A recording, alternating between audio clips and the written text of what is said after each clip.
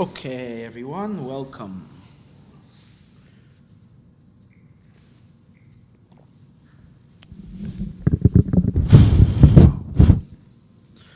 Okay, in the good old days, I used to drink Coke and water, and we haven't drank Coke in a long time. I guess on the camera they can see that we have Diet Dr. Pepper. It's not so good for the camera. So let's move it. Anybody that wants Dr. Pepper is welcome to come around over here for the Dr. Pepper. We're going to hide it from the camera. In general, in Maayon, we try to keep away from that stuff. It's not good for us. We try to stick to water because it's much healthier. But today I'm a little tired because I'm a little jet lag from a trip that I did to Eretz Yisroel in and out in the beginning of the week, but still a little tired. So this will help a little. L'chaim. Tonight I want to dedicate the shir to my Zayda, my great-grandfather. My father's father's father's, my father's father's father. His name is Rabbi Yaakov Zev. His yahrzeit is tonight. Rabbi Yaakov Zev ben Rabbi Yitzchak. His neshama have a great aliyah, the schus of this learning. Okay, till now we were learning the Maimer al Tatzeres Mayav, and I really got to a little bit of a difficult part. Hashem should help. I should be able to crack through it. I didn't make an attempt the whole week, and I didn't feel up to it tonight. Meanwhile, we haven't learned Likutei Torah in a long time, so we're going to go back tonight and learn a Maimer Likutei Torah. In Parshas Re'eh, we don't have that many Likutei Torah Mamarim left. We have 2 Biurim, meaning 2 Maimarim that are explanations on Maimarim on discourses that we learned in the past. As explained many times, the explanations usually need more explanation than the Maimar itself. The explanations are more Kabbalistic and more technical. Now, and another thing I will admit that I know I've been making these confessions every week, but especially today because so I also want to dedicate tonight's class to my new grandson, who, being that he's a boy, he's still nameless. Bez Hashem, he's going to have his bris next week, so I want to wish him that he should grow up, bring a lot of light, and be a good, healthy, happy chassid. That's what we need. He can be a Talmud Chacham as well. That'll be nice as well. Okay, so all that happening, the baby being born and all this things, threw me a little off. At least, put it this way, I haven't been preparing a long time already, but at least this week I have a good excuse for the non-preparation. Other weeks I'm left without any excuse. In any case, but you know what? We learned the Maimer itself already. I don't think anybody that's here now, but we learned it a few years ago. And with Hashem's help, we're going to figure out the explanation. I mean, I did do some reading on it, but I don't feel comfortable teaching it yet. But that's the good thing about being Thursday night. Whether I want to teach or not, whether I'm up to it or not, ready or not, here we go. That's the good thing about all these set classes that would help if I would be a little more prepared. Okay, this is my own confessions. We're Erev Chodesh Elul. It's the time to start doing tshuva and the time to start confessing. So I started early tonight. In any case, the Maimer is an explanation on a Maimer, on a discourse that is based on a pasuk in this week's Haftorah. This week's Haftorah is the third of the Haftorahs of comfort. And it begins with the words Aniya Sayara. Afflicted, storm-tossed, unconsoled one. You don't want to talk about a storm. We give a bracha that the storm that's heading towards the U.S. coast should mellow out. It should be shouldn't harm anybody in Florida and in wherever, in Georgia. In any case, but here we're talking about a storm. Aniya Sayara. Afflicted, storm-tossed, talking about the Jewish people. Loi nachama, those that have not been comforted. So the pasuk says, "Hine anochi marbitz bapuch." Avanayach. Behold, I shall lay your floor stones upon pearls. V'yasaditich basapirim. And make your foundations out of sapphire. How beautiful it's going to be in Yerushalayim. V'samti katkoid. Shimshesayach. Your windows I will make out of the precious stone called katkoid. Here he says, I shall make your sun windows of rubies. Ushorayach, and your gates, la'avnei ektoch, will be made out of garnets. And garnets must also be some different type of precious jewel. V'chol gevulech, and all your entire boundaries will be made up of la'avnei chefetz, of precious stones. Talking about the rebuilding of Jerusalem and how beautiful it's going to be. And then it says, V'chol Boneich, and all your children, Limudei Hashem, will be students of God. That's beautiful. Where you're learning? I'm learning by God. I'm learning by Hashem. V'chol Boneich, and all your children, Limudei Hashem, are students of Hashem. V'rav Shalom Boneich, and abundant will be the peace of your children. Your children will have an abundance of peace. V'rav, and much, shalom, peace, Boneich, for your children. That is the pasuk. It's this pasuk that the Maimer talks about. This last pasuk that I just mentioned. V'chol Boneich Limudei Hashem, that your children, it's a blessing regarding our children. That our children will be students of God, and a lot of peace is to them. There will be much peace to your children. Now we say this pasuk every day in davening. Where in davening do we say it? Right in the morning prayer, Shachar is, right prior to Aleinu, all the way in the end of the davening, right before we say Aleinu, we say Amar Rabbi Lazar, Amir Rabbi Chanina. Lazar says in the name of Rabbi Chanina, Talmidei Chachamim Marbim Shalom B'Olam. Torah scholars increase peace in the world. Sages learn out that Torah scholars increase peace in the world. Where do we see that those who study the Torah scholars, are the ones who bring peace to the world and bring an abundance of peace to the world? We learn it from this pasuk. Shenamar, as it says, V'chol Boneich Limudei Hashem, and all your children, which are the students of God, which we're soon going to see is the reason why we're called Talmid Chacham, a student of Chacham, of Chachma, students of Yud Kei Vav Kei, students of Hashem. In Hashem's name itself, it's the name of Yud Kei Vav Kei. We know that the main primary power of the Yud Kei Vav Kei is in the Yud, and the Yud is Chachma.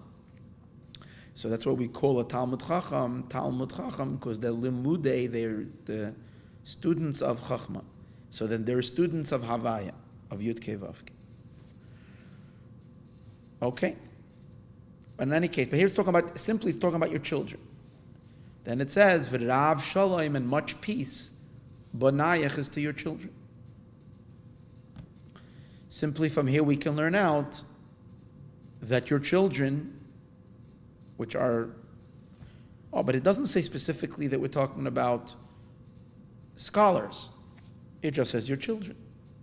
Your children have an abundance of peace, V'rav Shalom, which from here we can simply derive that it's the scholars are the ones who increase peace in the world, because they have the power of a Rav Shalom, abundance of peace. However, it doesn't say scholars, it just says your children. Are we to assume that all Jewish people are scholars? Some are not. Some study Torah, some maybe not. So where do we get that dafka, the Talmidei Chachamim are the ones that are?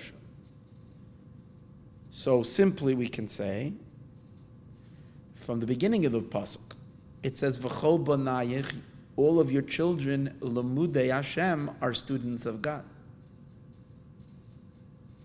Since it says they are students of God, how are they, which we said before means they are students of Chachma. They are Talmidei Chachamim. Students of Chachma. Students of Yud Kei Vav Kei. That's scholars. Scholars are students of Chachma because the Torah comes from Chachma. When you learn Torah, you fill your mind and you become knowledgeable. You draw down the lights and the energies and the revelations of Chachma.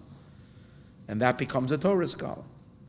And it's upon these Torah scholars that we say that V'rav Shalom Boneich, that they're the ones who bring peace. So from this pasuk we know that it's Torah scholars that bring peace. That would seem perfect. The pasuk is a source that scholars increase peace in the world. However, the sages in the davening, we don't suffice with that. We bring the teaching of Rabbi Lazar, Amar Rabbi Lazar, Amar Rabbi Chanina. Rabbi Lazar says in the name of Rabbi Chanina, slightly different. How do we know that it is precisely the Talmid Chacham, the Torah scholars that increase peace in the world? We can't just derive it from the pasuk itself. We have to do some kind of an amendment in the pasuk. We have to do some kind of an edit. We edit the pasuk. What kind of an edit do we do in the pasuk?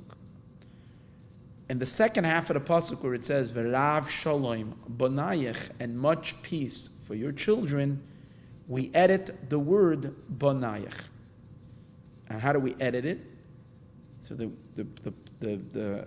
what we say in davening is, which is the actual words of the editing, Rabbi Chanina says we edit. How do we edit? What do?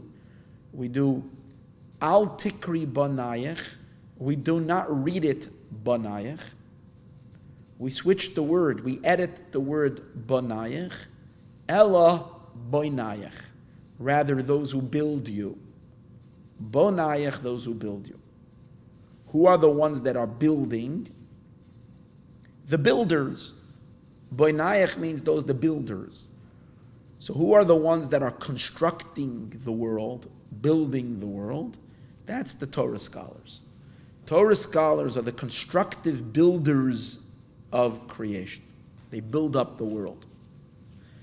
Torah scholars, their profession is construction. They're constructing the world. Once we change the word Boneich from children and we turn them into Boneich builders, so now it's clear, V'rav Shalom, who brings peace? Who brings abundance of peace? Who is that? Boneich. Those are the builders. That's specifically Torah scholars. Okay. That's what we say in davening every day. The mimer over here is explaining this whole concept. We have to say that there is, if the pasuk would have just wanted to talk about Boneich, builders, it should have said Boneich. It doesn't say that. It says Boneich, which means children. It's only that we have to come on to this method of learning called an al-tikri. Al-tikri means don't read it like this, read it differently. Now, obviously, the Torah is not making a mistake. It wasn't a printing mistake. It wasn't a printing error. It's God's Torah. It wasn't a printing error. It's Isaiah. It's Yeshaya, Hanavi. He's speaking the words of God. He's a Navi. He's Shechina Medaberes. He's not making any mistakes. You have to say that there is an element called children. And then there is another element called constructors, builders. And over here, we first start with children, and then we change it from children to builders.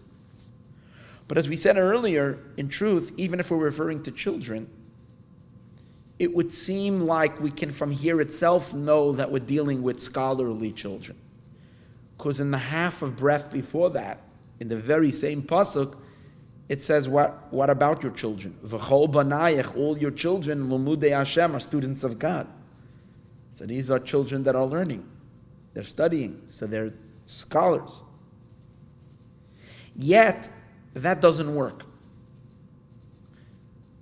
That means, what that really means is, and this we're going to see in the Mimer, in order to have the unique quality of increasing peace, it's not enough just to be a student of God. The being and therefore being considered your children. That's a great thing. Children of God, students of God. Unbelievable. That's great.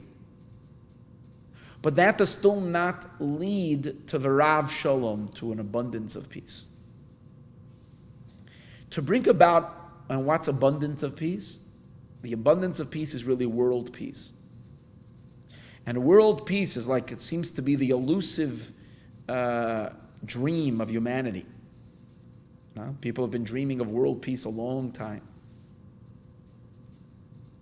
But the world peace is going to come about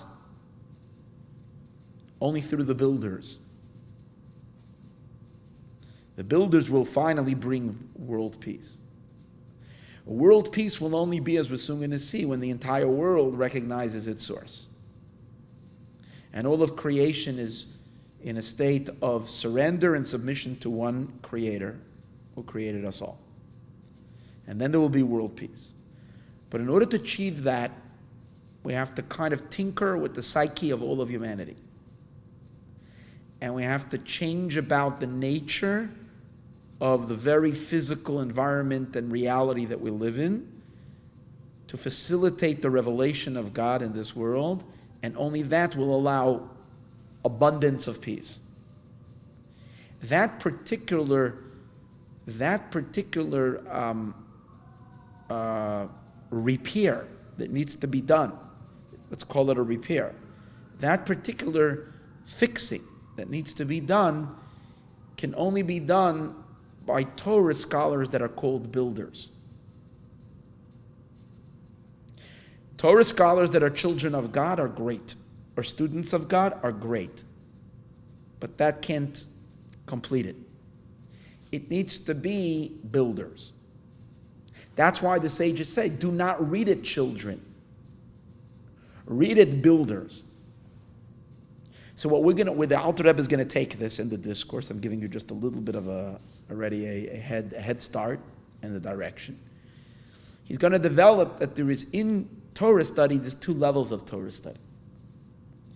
You can study Torah motivated as a child, and you can study Torah motivated as a construction worker, as we're going to see soon. It's two different motivations. To be more specific and more accurate, you can be motivated by love, by a burning passion, and that's called a child. Children are very close to their parents. Or you can be motivated because God put a job upon you to do. You're motivated by awe and fear, and or we might more accurately, subservience, the acceptance of the yoke of heaven. And what are you doing as a result of that? You're studying Torah diligently, but not because it gives you pleasure, not because you're fired up with love, which is great, but it doesn't have such an impact in the world. The greatest impact in the world is Torah study that you're doing because you must learn, because Hashem wants us to study, and God wants you to learn, and God commands you to learn. It's called the yoke of Torah. If you remember in the Mimer we were learning Al Tatzares Mayav, the previous discourse that we were learning, we were talking about the two things that it will take to bring Mashiach. And I mentioned over there, tshuva, we need to bring repentance. And another thing is observance of Torah and mitzvahs out of a sense of duty. Not just learning Torah doing mitzvahs, but learning Torah with uloi shel Torah, the yoke of Torah. And I remember I told you then that the study of Rambam is very much the yoke of Torah. Because there are other parts of Torah that are more enjoyable. Daily study of Rambam is nice, but it's more a sense of duty. You got to learn your 3 chapters or your chapter, whatever you're learning of it. And you feel like the yoke of it. You have to finish it every day. You're tired. You can't. Sometimes it's boring. It's Chas v'Shalom, Torah is never boring, but if you learn all the whatever the Gemara has to say on it and you know all the background, it's never boring. But if you don't and you're just reading the dry halacha, it can get pretty difficult and hard and so on and so forth. But that's exactly it. Fixing the world is the study of halacha, and more in a manner of dry halacha with the sense of duty and a yoke. And it's precisely that kind of learning that the sages are talking about that will increase world peace, will bring l'rav shalem. Now, not to say that the other kind of Torah study with enjoyment and pleasure and sensation and love, and as a child that wants to know his parent and be very, very, experience the understanding, the mind of his or her parent, that's wonderful, and that has incredible spiritual effects in the world. But not this particular thing of bringing abundance of peace. Because, let me add one more point before we start inside. Because the most unbelievable thing, which is a shocker, real shocker, abundance of peace, which means world peace, and finally a time when all of humanity will live in harmony, can only come about through the city of peace. And the city of peace is Yerushalayim, because it has the word shalom in it, which is peace. So one will argue and one will say that's the most contentious city in the world. The most contentious place in the world is Yerushalayim and the Temple Mount. It's like the place where more people thought about for the one little place more than ever before. People think that that's the place that's the biggest impediment or the biggest impediment to peace. The biggest obstacle to peace is Jerusalem. That's not true. Yerushalayim is the city of peace.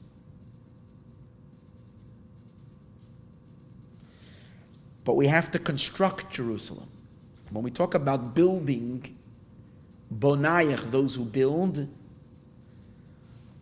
what are those that study Torah with a sense of duty and a sense of subservience? Those people that study Torah, these are the Talmidei Chachamim that are not Boneich, they're Boneich, the builders. They are Bonei Yerushalayim Hashem. They're building the city of Jerusalem.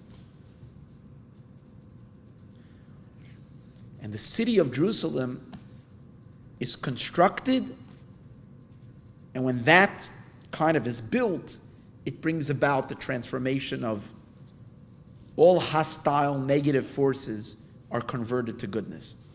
And then there's no more war, because there's no more enemy. Everything is turned over.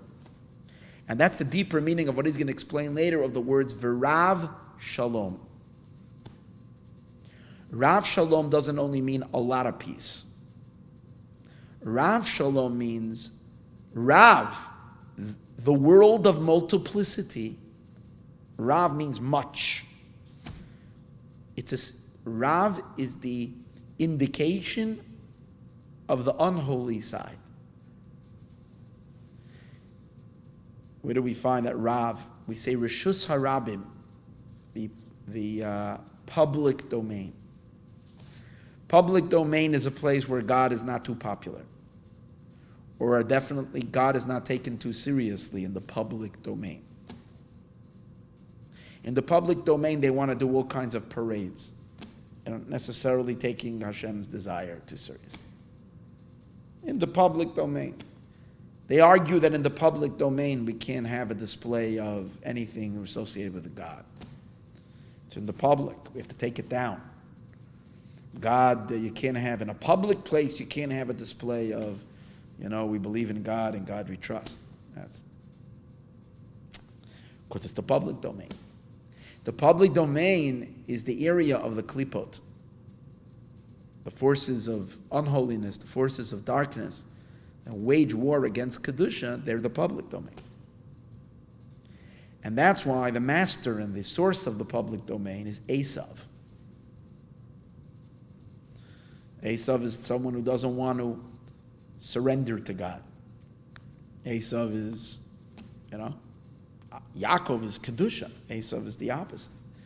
And what does Esav say when he wants to speak about himself and his successes? He says to Yaakov, Yesh li, I have, Rav, I have a lot. He's lacking unity. He has a lot, much, a whole bunch of stuff. Yaakov also says, I have a lot. But Yaakov says, I have koil, I have everything. And when the words of Yaakov saying, I have everything is an inclusive word. Everything is all in his kalalut, it's all included. Much means fragmented, a lot, lots of stuff, bunches of stuff, separation, discord. And that's why Esav is the root of Reshus HaRabim, of the public domain. We know that we're here in exile in order to fix the world of Esav, in order to correct that world of the many, Reshus HaRabim, that needs to be fixed. And that world of the many needs to be converted to holiness. It has to become from a public domain a private domain. That's the meaning of the word V'Rav Shalom. It means that Rav, which is Esav, which are all these forces of klipa, of unholiness, that are at odds with holiness, that fight against Kedusha, that are at war with Kedusha, are going to transform. And they're all going to be included in the singular piece, originating from Jerusalem, from Yerushalayim. Rav Shalom. That impact, that effect, not to eliminate the klipa, not to destroy the klipa, but to transform darkness to light. To make the Rav itself, the other side, join in holiness, like it says by Pada b'Shem. Chassidus always, the Rebbe, we always talk about it in Chassidus. Pada b'Shalom nafshi. Again, Shalom, peace, I was redeemed. Ki b'Rabim haya imadi. That even the Reshus HaRabim, even the people on the outside, haya imadi, are with me. That ability to turn over the enemy to become an ally. Esav to become an assistant. That power comes through Torah study by those who study it with the attitude of duty. Construction workers. We construct the world, transform it into Kedusha, Nav Shalom Boneich. And as he's going to learn in the Maayon, which is really, this is what got me excited, of course, is that the forces of, that means, as he brings in the Maayon, that's the idea that the chazer, the pig, which is Esav, is going to become kosher. Where does the pig hang out? In the garbage, but also, we're talking about a wild boar. There's regular pigs, farm pigs, and then there are the more dangerous ones out there, a wild boar. They're called, so there's a pasuk that says, Yecharsemeno chazir miya'ar. It will trample it, or will destroy it. Chazir, the pig, it's a pasuk in Tehillim, miya'ar, from the forest, the wild boar. It's referring to Esav, which until his rectification is a wild, dangerous boar. And where does he get his strength? Miya'ar, from the forest. We'll soon see. Forests represent the dimension of existence where the separation from God is made possible. Ya'ar, the forest, represents the world of angels. Angels are all holy, they're all good. No. Yes, they are, but they're not perfectly surrendered to God. They're not perfectly unified. That's why we know the concept of 70 ministering angels that are troublemakers. And they're the source of the 70 nations that until their rectification are not holy, are corrupt. Where does it start? In the world of the angels.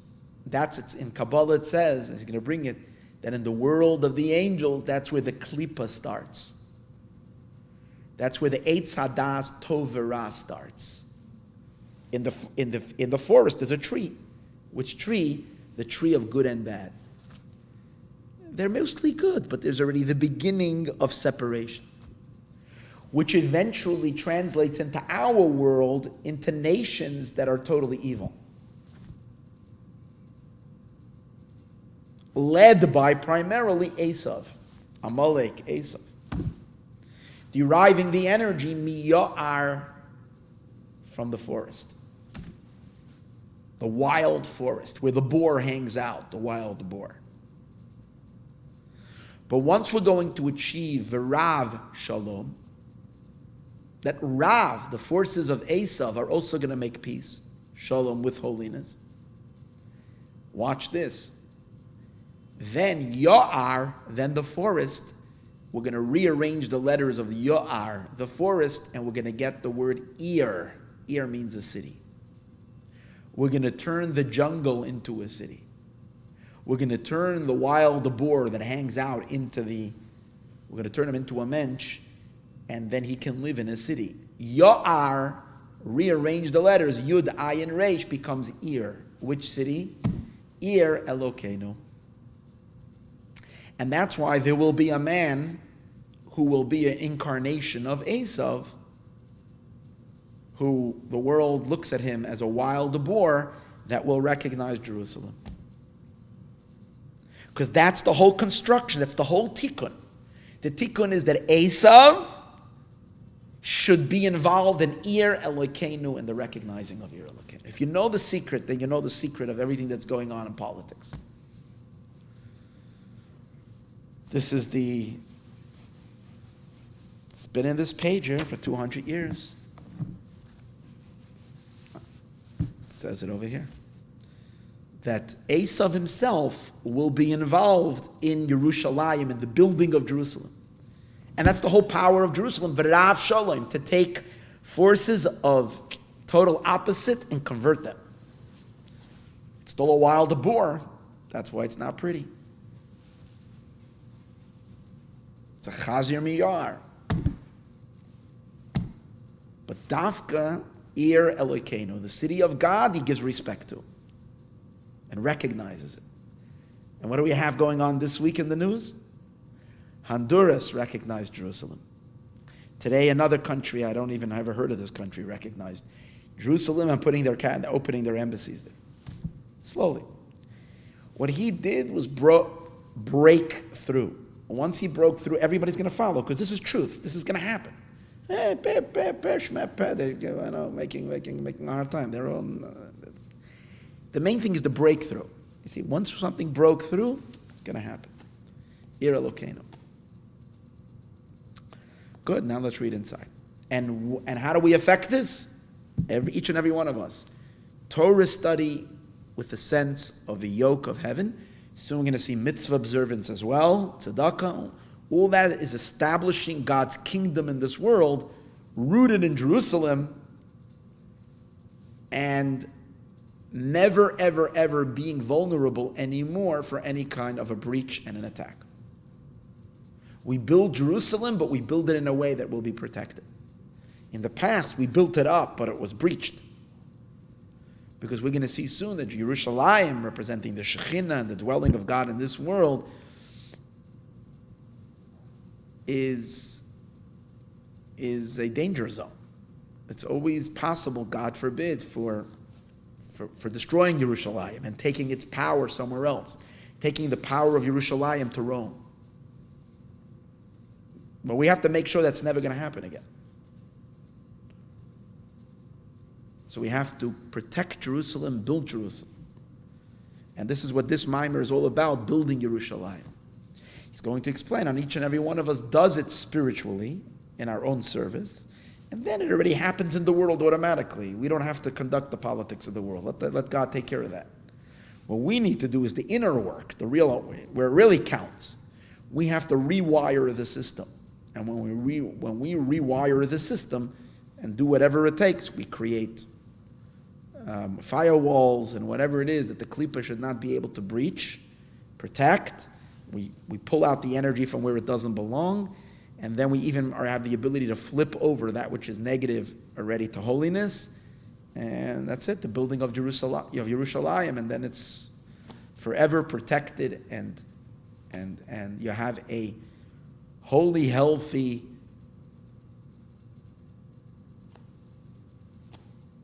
world fulfilling the dream that God had as being a king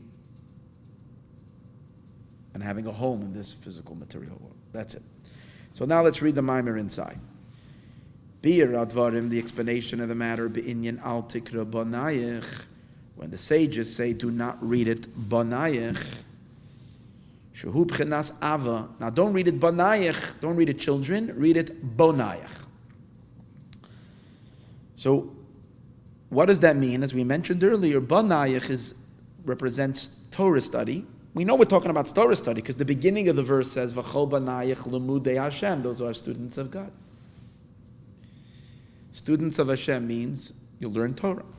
By the way, to be considered Boneich, in the earlier mimer, he explains, Torah study itself, on its own, without anything else, is very, very lacking. Torah study needs to come after prayer. And that's the idea of being Limudei Havaya, to be children of God, to be, students of Hashem. You have to have prayer as well, which is called, and that you become a child. Because prayer brings out your neshama. It's a whole long discussion. Ben Yudke, it's the main idea of prayer is really meditation. You meditate and you evoke within yourself love and fear of God. That's the main idea of prayer. It's not just mumbling words. Prayer is a deep time of opening up your neshama, revealing your neshama, your intellect, your emotions, coming into a state of alignment with Hashem. And that's called Bina. Chachma Bina. Bina is Ben Yudke. You become a son of Yudke. Yud, Ke, Chachma, and Bina. That's through prayer. But that will lead you, because what did we say earlier? V'chol Boneich, all your children, Limudei, are students of Yud Ke Vav Ke, of the Tetragrammaton, of Yud Ke Vav Ke. So you first have to start off being a student from Yud Ke. The Yud and the He are the hidden letters of God's name, and in our service it represents stimulating our Chachma and stimulating our Bina, our right side of our brain and our left side of our brain, which means the right side of our mind and the left side of our mind. That's Chachma and Bina, which is primarily an exercise that we do during davening, through meditation. And as a result of that, we create an emotional feeling, and we're like a child full of passion and love and desire to connect to God. That's Yudke, but we don't stop with that. Then as in that mode of loving Hashem and wanting to get close to Him, we study His Torah. That's the Vav of Yud Ke Vav Ke. The Vav is Limud HaTorah. Torah study is the Vav, because in Torah study the main thing is the sound of Torah. You're supposed to learn Torah loud. Torah you don't learn like in a library. You read with your eyes. Jews always learn Torah with a niggin. They would sing. They go into a yeshiva, people are talking loud. And even a Talmud Chacham, a Yid sits and learns Torah himself in his house. He learns with a song. You say the words out loud. You're reading. Why? Koil. That's the voice. That's the vav. HaKoil Koil Yaakov, the voice of Yaakov. Yaakov is Torah. Also, the main part of Torah, the main skeleton of Torah, Torah Shabbal Peh, the oral Torah, is Mishnah. And Mishnah has six parts to Mishnah. Shishay Sidrei Mishnah. 6 different sections to Mishnah. Also, Mishnah, what does Mishnah give you? Mishnah gives you all instructions of what is kosher, what is not kosher. What is guilty and what is innocent. What is pure and what is impure. Pater, chayev,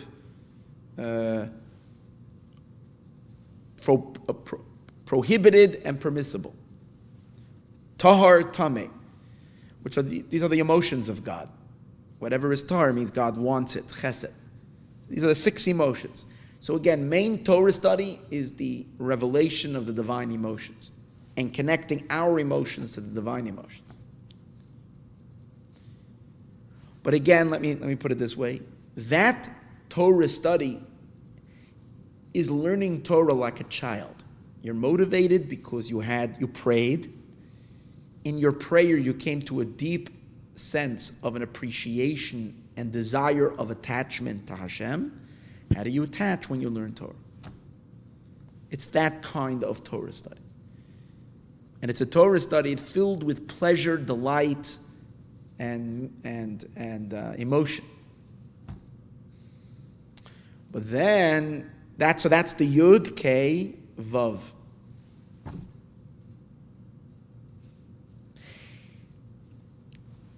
But then there's still the Hey of Hashem's name, the latter Hey. As we learn in Chassidus all the time, the latter Hey is Malchus. Shechina, Malchus. Malchus is the final attribute, the attribute of God that dominates and is the power of royalty, kingship over the creation. It's a feminine attribute. If we're going to be Limudei Hashem, students of God, it really means aligning on all 4 levels. Yud, Kei, Chachma, Bina, Torah study. And then the last one, which is the Hey. So usually the Hey is explained in most Meimarim, in most Chassidus, the Hey is explained as mitzvah observance. Because what's your attitude in mitzvah observance?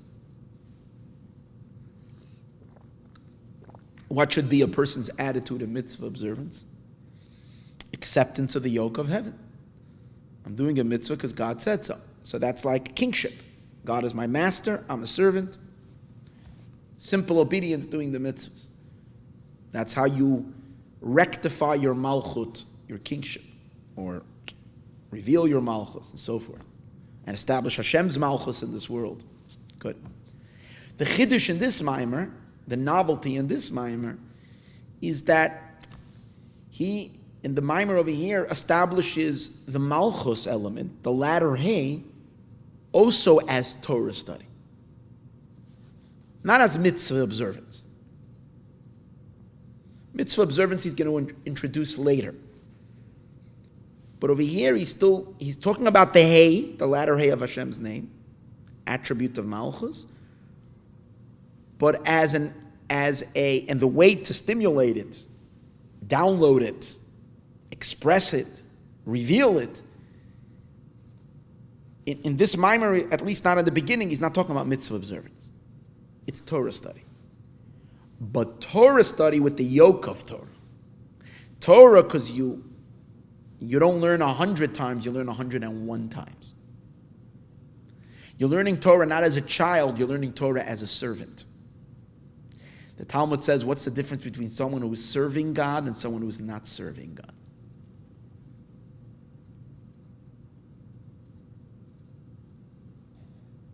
So the Talmud says is the difference between someone who learns 100 times and 101 times. Because by the time you got to the 100th time of learning, you squeeze the lemon as much as you can squeeze it. There's nothing more coming out of that lemon. Basically, you have zero intellectual enjoyment. By 96, you're still enjoying it. Maybe it's 97. Yeah. Get to 100, it's perfection of learning. You've reached the perfect state of learning. Why are you learning it one more time? Because God commanded you. Till now, there was a little bit of self-serving. You enjoyed the study. You liked it. It was pleasant. But now you can study Torah just because God said so. Because all of your own personal enjoyment you've already used up. Now it's because God said so. It's like the chassid who came to the Tzemach Tzedek bemoaning the fact that he does not like to learn. It's so hard for him, and wherever, and he knows how important it is to learn. And Chassidus is always saying how important, and he just doesn't like it. So the Rebbe, the Tzemach Tzedek, says, "Well, so you have a problem. I have a problem. My problem is I love learning. You can learn. You can do the mitzvah the way you should. I love learning. Even when I do it 101 times, the Tzemach Tzedek found pleasure in it. So I have such a hard time learning, not for anything that I get, just for the sake of learning. But you're the lucky one over here. So that's oiloi ulo shel Torah. That's malchus. He's going to explain in the Maimer why that more than mitzvahs. Mitzvahs too, but for this particular necessity that we need over here, which is bringing peace in the world, that particular thing, conversion requires this type of learning. This type of learning Torah with bittul, because God said so. Oiler shel Torah. Learning Torah like a servant. Then you become a construction worker. You're building the world. We'll see why. And that's malchus. That's the latter hay. So that's what he's explaining now. He's going to explain now the difference. There's two types of Torah study. There's masculine Torah study and feminine Torah study. Masculine Torah study is learning Torah like Boneich, like a son. You're enthralled by the concepts, by the ideas. It's stimulating you. It's giving you pleasure. You're delighted by it. That kind of Torah study is a higher study. It's connecting to the Vav of Hashem's name. The Vav is infinitely higher than the Hey. But precisely because it's so high, it's not having such impact down here in fixing the world. The impact that we need to have down here in this world is an inferior kind of learning, but it's really superior. The inferior kind of learning is learning because God said so. And that's a malchus kind of learning. It's a learning that impacts Sfiras HaMalchus, not a learning that impacts Ze'er Anpin, the 6 emotions. That's what he's explaining. Now it'll make a little sense of here. Let's see. Biur advarim binyan al tikra Boneich. Don't read it Boneich. Oh, by the way, just going to stop for one more second. And all these levels that we just spoke about is there in the Shema. We have it took 2,000 years or 3,500 years until we got to the Rekutei Torah to unravel this in the Shema, that we should see it, have the eyes to see it in the Shema. But once the Alter Rebbe explains it, it's right there in the Shema. Well, what did we say before? The first thing is to pray. Meditate. That's what we said. Yud-Kei. First you have to have a connection to God. How do you do that during prayer? That's your Yud-Kei. The Yud and the Hey of your Neshama are stimulated through what? Meditation and prayer. And that's what in the Shema, that's what Shema Yisroel, Hashem Elokeinu, Hashem Echad means. You're meditating on Shema Yisroel, Hear, O Israel. That's meditation. What is that going to bring you to being a son? V'ahavta es Hashem Elokecha. You will love God. B'chol levavcha, b'chol nafscha. You'll be burning with love. Bina, Ben Yud Kei, the children of Yud Kei. The Yud Kei is in Shema Yisrael, and then you have the Bina, the Ben Yud Kei, the love that comes as a result of that. And what happens next? V'dibarta bam, the Vav. You will speak in them, talk Torah. And that's the first paragraph of the Shema. Yud Kei Vav. But you haven't touched the latter Hey. Only Yud Kei Vav. It's masculine energy. V'hoya im Shemaya, the second parsha of the Shema, that's already Shekhinah. That's the latter Hey. That's why in Shema it doesn't mention one time servitude. In the Shema, in the first paragraph, V'haftas Hashem Elok, you should love, b'chol levavcha, b'chol nafshecha, b'chol maydech, v'hoyu advarim ha'ele, you'll speak Torah, you will do mitzvahs, but it doesn't mention serving God. In the second parsha, V'hoyem shemaya tishma u'tzayah, ula'avdo, and you will serve Him. Serve Him means you're subservient to His interests. You're obedient to Him because He's your master and you're His servant. Serving Him like a servant, like we spoke Monday night, we spoke all about a servant. An eved. This is servitude. That's when we come to this last part. This latter. Okay. So, B. Al tikra Boneich shu b'chinas ava. Boneich is love.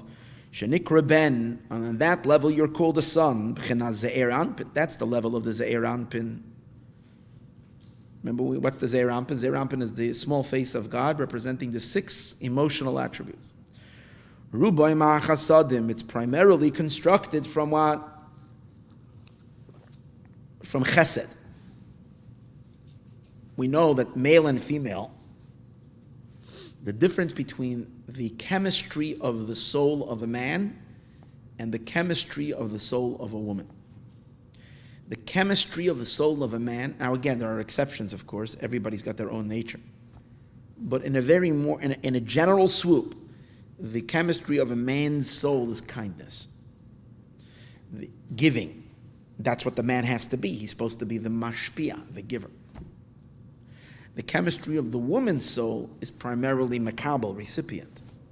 Recipient means you have vessels, you have containers, and you have boundaries. So the woman's soul is primarily built on gevura, which gevura is the power to break things down, to develop, to define. She needs that power to specify and to implement. That's the power of gevura. And because her soul is rooted in the Shekhinah and Malchus, Malchus is primarily constructed on gevuras, to chop up the otherwise infinite energy of God and to deliver it in bite-sized pieces. For that you need limits and boundaries. So the ben, the masculine energy, b'chinazah rubai ma'chasadim, is mainly constructed from chesed. That's why what's the energy in this Torah study, when a person is learning Torah with this masculine approach, it's mainly love. It's a study of Torah because of the love that you feel in it, the closeness. But Rebbe Lazar, in the name of Rabbi Chanina, says, Rebbe Yid, Jew, it's not enough. Al tikra Boneich, don't give me Torah study what you enjoy. Elo Boneich, put on your construction clothing and go construct the world. Boneich, be a builder, which is the world of Malchus. Malchus is already binyan, the building. A woman, by the way, is called a binyan, a construction. We say it in the Hiskin loy mimenu binyan adeyad, that the Eibishter took from Adam Arishon, his rib, and he constructed from him a binyan, a structure, an eternal edifice. Binyan, that's the woman. Binyan, she's a building. She's a binyan. That's what we also say on the woman, that she's also called the home. The woman is the house. The house is a structure. And the ultimate desire of God didn't create the world to have children. God created the world to have a home, a structure. That's the woman's world. That's the feminine world. So right over here, now it's interesting, learning Torah is such a masculine thing, yet in the end of davening we're saying, no, not masculine Torah, feminine Torah. Torah in the sense of, the Torah as it belongs to construction, binyan. So Rubai Machasadim, Elo Boneich, rather the Binyan Hanukva. Now, it's interesting. When it comes to the world of Malchus,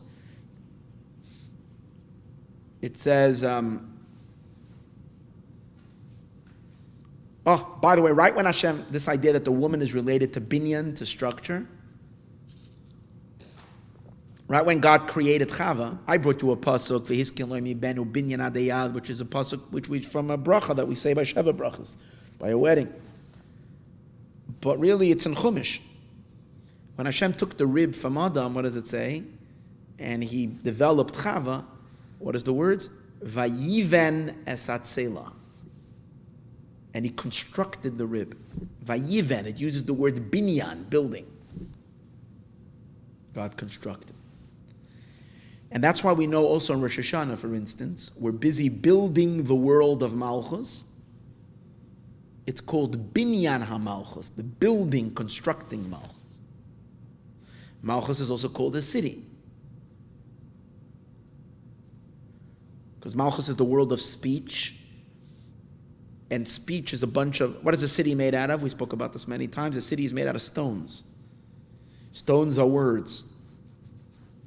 Spiritually, stones are words. And God constructs the entire universe and everything out of words. That's a construction. That's binyan.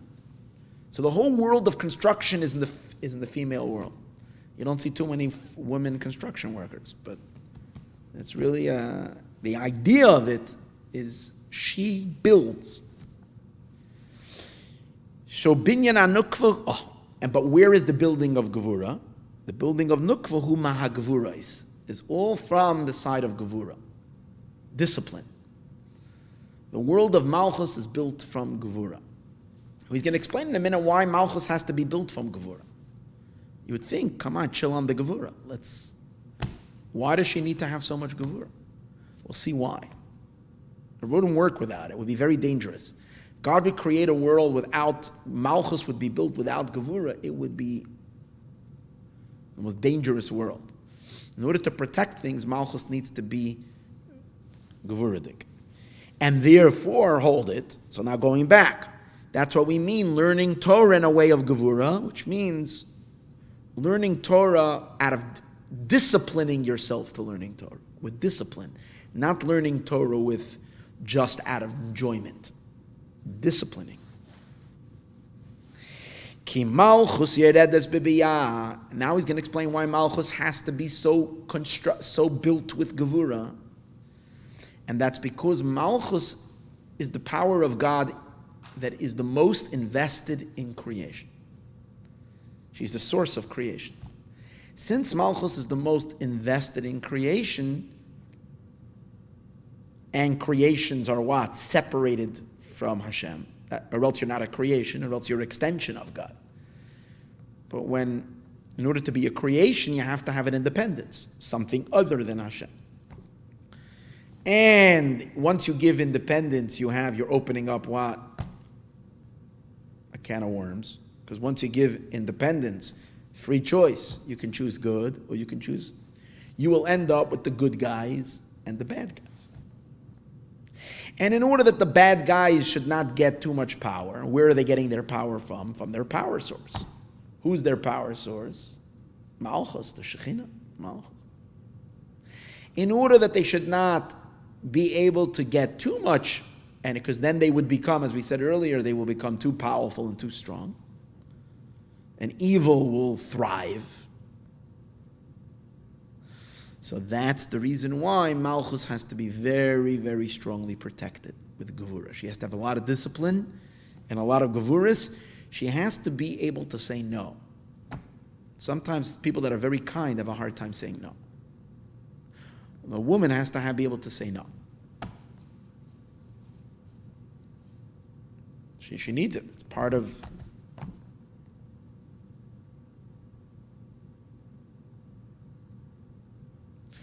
And because the Shekhinah needs to be able to say no.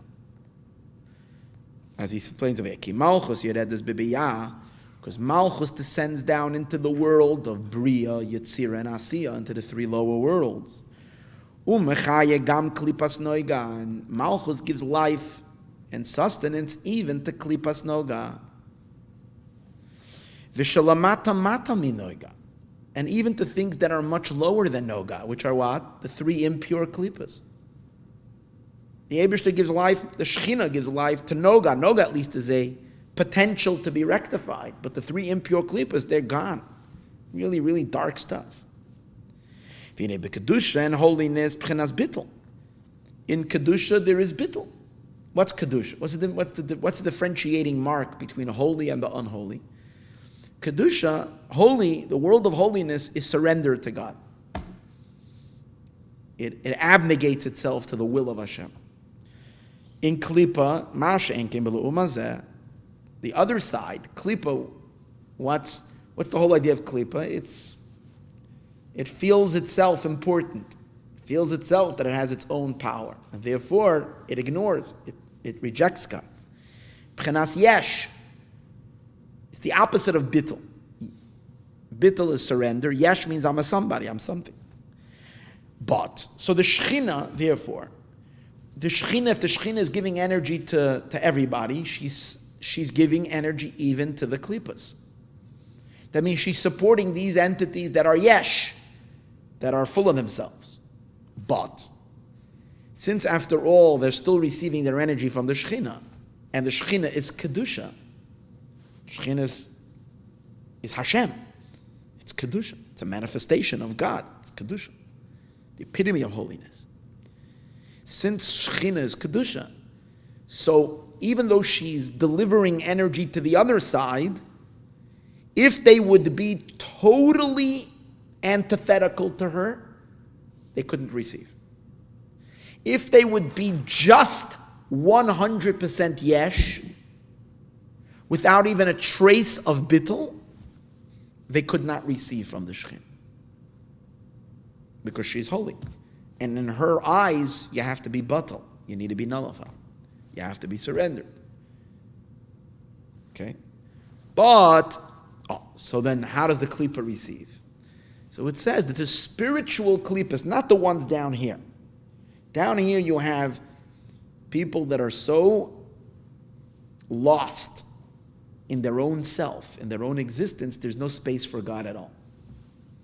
There's complete denial of God. Because they can only see themselves. So atheism, a total or whatever, God is non-existent. Chas v'shalom. In the spiritual realms, the klipas over there all have bittul. If they have bittul, how come they're called klipa? They're surrendered. Their answer is, they know God, but they themselves are gods too. They call God the God of gods. They're a God. In their own perception, they have power. They perceive themselves as powerful, even though they know there is a much bigger God than them. But they see themselves as a God. So they're yesh with a little bit of bittul. Because they have acknowledgement that there is a superior power, they have a little surrender, that's what makes them eligible to receive from the Shechina that is holy, as he says. Ma shenken bel'umazeh on the other side, b'chenas yesh, there yesh, v'afal piken, machma shekabola shifa. Since they receive their energy, mibchenas malchus, the kedusha, since after all is said and done, they receive their energy from the Shechina, al kain, and that's holy, al kain, therefore, karalaya lekada lekaya. They call God the God of God. So it's the opposite of what I said. The same idea, but just the other way around. I was saying, in order for them to receive, they have to be batal. And they have to admit so then he can give. Here he's saying the opposite. Because they're receiving from the Shechina, which is holiness, a little bit of bittul goes into their bloodstream. A little bit. So much, at least, that they'll admit that there is a greater God above them. That's in the spiritual angels above.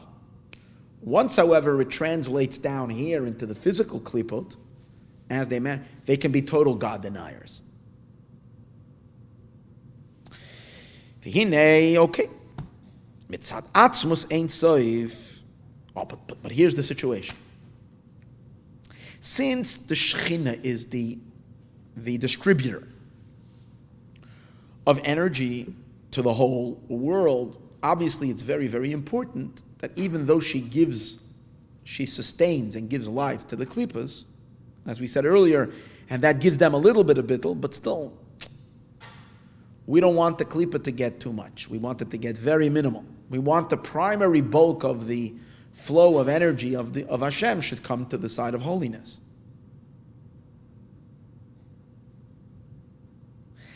So now, in order to achieve that, the Shekhinah has to have a lot of gevura inside her, which gives her that constricted view to be able to discriminate. If she would be filled with energies of kindness, whose kindness are we talking about? The kindness of the Ein Sof. So there's some troublemakers. So they're massacring people. He's so beyond his kindness, he has so much. Give everybody. Because of his transcendence, because he's so infinitely above, all of existence is meaningless. Good guys, bad guys, all nothing. From there can chas v'shalom be an indiscriminate flow.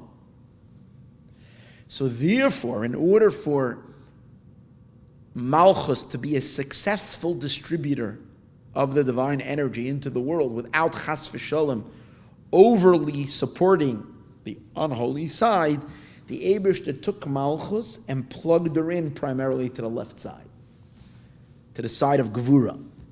The left side of God sees much more, has much more discrimination, has much more discipline, and much more demanding. So that, because of that, it will look for worthiness, and therefore deposit most of her accounts, most of her energy, to where it deserves, as opposed to being this indiscriminate check writer that will just write checks whoever wants. And that's the reason why he says Malchus has to be built on Gevura. Let's read it inside. From the perspective, from the level of Atzmos Ein Sof, the essence of the infinite what? The one that doesn't have an end. Ein Toifis Mokum, it doesn't occupy any space, lahafrish, to differentiate, to discriminate. Shelo Yumshach HaShefa, Rak B'misha Batel Dafka, that the Shefa, the flow of energy, should not be drawn anywhere else but to someone that is surrendered. Why? Because he's so high, as we said earlier, Kikula Kamei Kalachshe, because to him all is not. V'im tzedakta ma chulu. It's a pasuk that says, if you're righteous and you're worthy, what have you given him? He's God supposed to be impressed. And if you're bad, what are you harming him? God is so beyond the universe, so beyond, this whole thing is not even a speck on the radar. So what's happening here, good, bad, might just be completely irrelevant. And therefore we also say shemamis b'yadayim titofis. That's why we say that a spider, as he spoke about this many times, a spider can hang around. A spider gets chased by every hand. B'yadayim titofis. Every hand wants to crush a spider. Besides, in the palaces of kings, they get away with murder. Spiders can hang out because no one pays attention to them because the palace is so big. As stated in the Maayon of Vayavik Ish in Parshas Vayishlach, where there he explains why the Klippas want to, I spoke about this last week too, why the Klippas always want to, the Klippas are fascinated with high places. They always want to run to a very high place, because height represents this indiscriminate place. And in that Maayon of Ibishalach Paray, where it explains the powers of Golus, where the Klippas are very strong. In order that this should not be the case, in order there shouldn't be chas v'shalom mismanagement of the funds allocated, so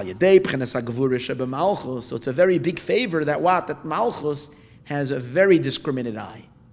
Through the gevura of Malchus, through the powers of gevura that are in Malchus, who inyan smoil doiche, is that Malchus has the ability to say no. She doesn't have to open her hand to every beggar.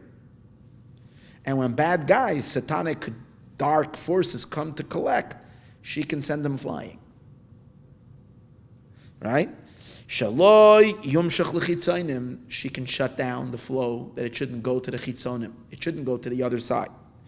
She'ein ben bittel, those that don't have any bittel. Now she can't shut them down completely, because then it would defeat the purpose of creation. She can't shut them down completely. She can't completely, fire them or cut down funding completely, because then there wouldn't be any more a choice of good and bad in the world. We wouldn't be able to. Rak betzimtzum. So you have to give them something, but just, from the leftovers. Only betzimtzum, only very, very little bit. And the reason they'll even get a little bit is mishum de makom makom karalai lekada lekaya. Since they have a little bit of bittul, since they have a little bit of bittul, you have to give them something. Because they call God, they admit, at least to some degree, they call Hashem the God of gods, as we spoke earlier. So there's a little bit, so they get a little. But because of the Gevura and Malchus, which means because of Malchus' discriminating eye, the Ikara Shefa and the main Shefa, the main flow, Yumshach b'misha batal, should be drawn dafka to those, to whoever is batal, whoever is surrendered. Tahainu b'kedusha, it should go holiness. Malachim u'neshamas, it should go to angels, the good angels, not the 70 ministering angels, and the neshamas and the souls. That's where it should, and then it should trickle down to this world, to those that are serving God. That's the reason why binyan of Malchus, the construction of Malchus, has to be dafka from Gevura. And the reason is Lafisha Yeredes b'biyah, because Malchus descends into Bria, Yetzira, and Asiya, into the three lower worlds. Shesham yesh klipos. You see, the higher spheros, the higher attributes, they're not present in a present way in the lower world, even though God is everywhere, but they're not like functioning here as powers of sources of life. Hashem is here because he cannot not be here, but it's not a source of sustenance, the higher levels. Shechina is a source of sustenance to the lower worlds. The higher sphirot, it's as if they're not here in Bria, Yetzira, and Asiya. The higher spheros exist in Atzilus. No, over there, there's no klippas. So over there, you don't have to have such gevura, because you don't need to protect anything. He says, because she goes down in biyah, shesham yesh klippas, which over there is klippas, so she needs protection. Avo ba'atzilus, but in the world of Atzilus, where the higher, where the Ze'er Anpin, where the masculine side of Hashem is holding court, where his light is shining. No, lo yugrach hara, evil cannot dwell over there. It's beyond, we spoke earlier, it's beyond the tree of life of good and bad. It's higher than that. There's no evil there. And therefore, you don't need protection of it. And that's the reason, he says, the amazing thing. Look in the Maimer Lahavin Inyan Abrachas, which is a Maimer in Torah Oyer in Parshas Bereshis, where over there he's discussing the blessings of a wedding. And during a Sheva Brachas, we say two blessings. Both of them having to do with God creating the human species. Two blessings for the creation of the human species. And what is that? The first one is Baruch Ata Hashem Elokeinu Melech Haolam Yotzer Ha'adam, that he formed man. Then there's another bracha, which is Asher Yotzer Es Ha'adam B'tzalmo B'tzelem Demus Tavnisoi V'hiskin Loi Mimenu Binyan Adeyad Baruch Ata Hashem Yotzer Ha'adam. Which means Asher Yotzer Es Ha'adam, he created man B'tzalmo in his form, B'tzelem Demus Tavnisoi V'hiskin Loi Mimenu, and he prepared from him Binyan Adeyad, that's the woman. Baruch Ata Hashem Yotzer Ha'adam. So it's again creating a man. How come you have two blessings for the creation of man? The answer is, one is the creation of man. When man included him and Chava, both in one. That's the first one. Yotzer ha'adam. Ha'adam is Adam and Chava as they're one before they're separated. And the second one is now the emergence of two separate beings. Sheyotzer ha'adam b'talmoi b'tzelem demustav nisoi, that's Adam. Vehiskin loy mimenu binyan adayad, that's separating Chava as a separate entity. Binyan, as we spoke earlier, construction, adayad, that's Chava. Okay. Now but here's an amazing thing. One of the differentiating features, differences between the first blessing and the last blessing, and this blessing, the latter one that we just mentioned, is that in the first one it's a short bracha. Baruch Atah Hashem, Yoitzer Adam. Second one is a long blessing. So you might say, why is that long? First one is, you might say, because maybe men are not so complicated. Short. The woman is really ganze Geschäfte. A woman is, first of all, full of detail. That's the woman. But there's another idea. The main difference is that in the first blessing, we only have one time, Baruch Atah Hashem, at the beginning. You open up with Baruch Atah Hashem. In the second blessing, you open up with Baruch Atah Hashem and you conclude with Baruch Atah Hashem. Baruch Atah Hashem, Yoitzer Adam. So there is a chasima as well.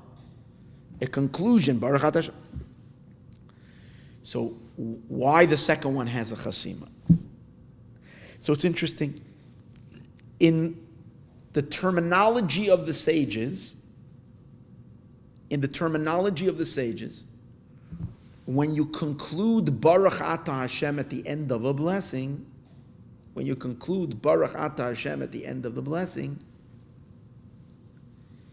it's called a sealing. Chosein bebaruch, you seal. And that's the whole idea. If I'm sending you an email, I don't have to do it on a private server. Because I'm not afraid of hackers when I'm sending you an email that there's going to be a shir tonight. Why? Because, okay, if some undesirable guest come over here to the shir, good, we'll invite him in, we'll learn with them, I'm not so worried. But if I'm sending you maybe my credit card, or I'm sending some really, really, really sensitive information, and we know that there are scavengers out there that are looking for a quick bite, a quick free lunch, so then I got to put it on a very, very secure server. Or in the olden days, if I was sending a very important information, I had to seal the letter with the king's seal. If it was sealed, everybody knew you can't mess with it. You can't open it. The difference between the short bracha and the long bracha is the first bracha doesn't have a seal on the end. It's open. Second blessing has a seal. Why? Because the second blessing is about the woman. The woman needs to have a seal because she's far more vulnerable. By the way, this explains so much the laws of modesty, that it is stronger by a woman than by a man. Because she's a source of energy that has so available, so to speak, so immediate, so present in the world, that it chas v'sholem could be misused. She needs to be more protected.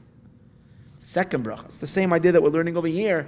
How come the Ze'er Anpin doesn't have to be built with Gevura? But Malchus needs to be built with Gevura, so she should be well protected. So that's what he's saying over here. Let's read it. The second, the latter bracha, shekeneged Chava, the one that corresponds to Chava, not to Adam, shehi Malchus, which Chava is Malchus. Chosein bebarach, you have to also conclude, do a chasima, a sealing with a baruch, may hide timer for the same reason. The first blessing, which is corresponding to Adam, which is the Zeir Anpin, Now we don't need to make a chosem, we don't need to make a signature for the reason we said. In the second bracha, we say the hiskim binyan, a construction, a building. Who is that? Boneich. That's the whole idea that we're saying over here. It's Chava's world, constructing creation. Oh, that has to be protected. Oh, so now we understand why Malchus needs to be so much gevurin, as we said earlier.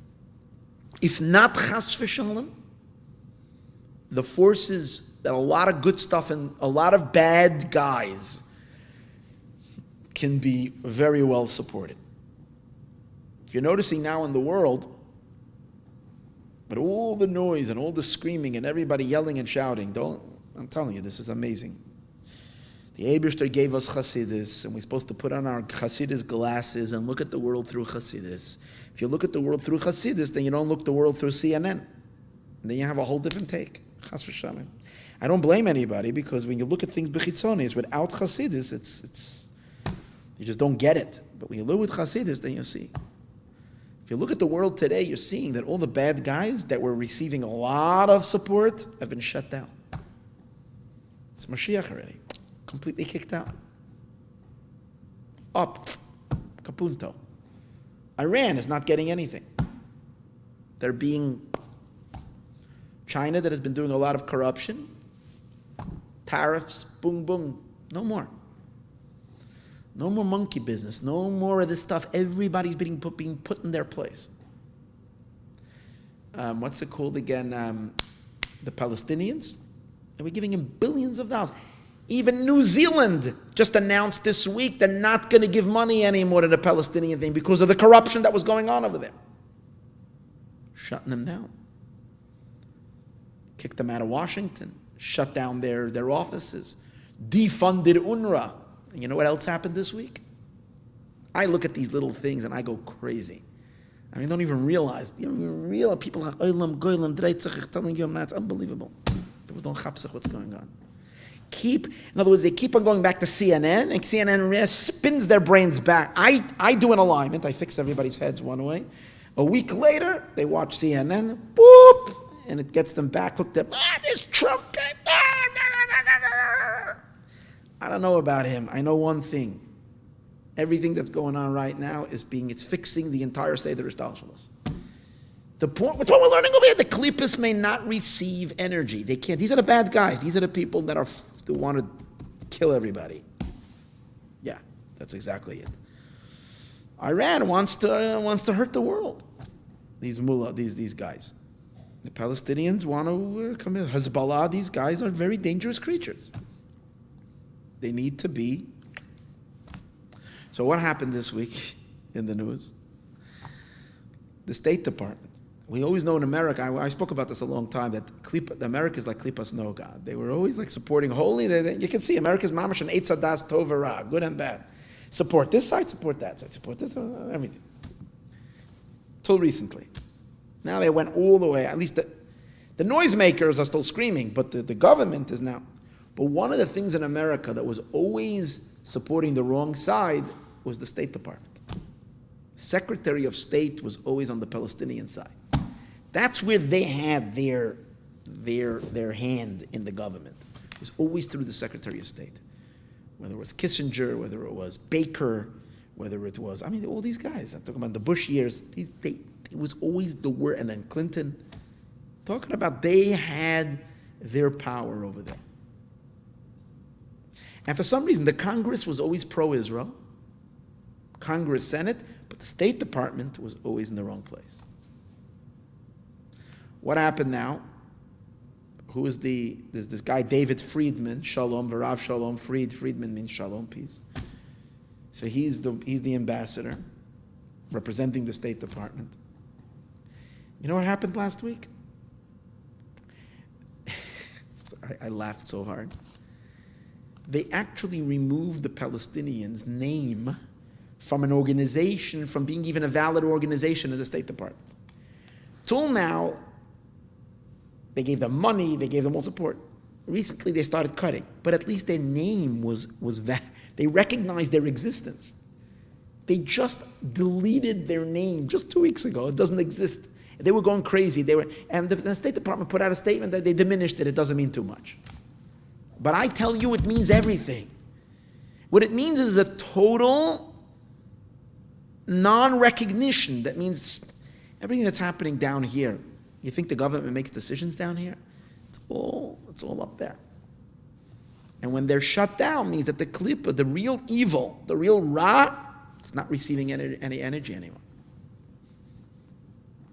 That's why I mentioned 2 weeks ago. That's why these guys, these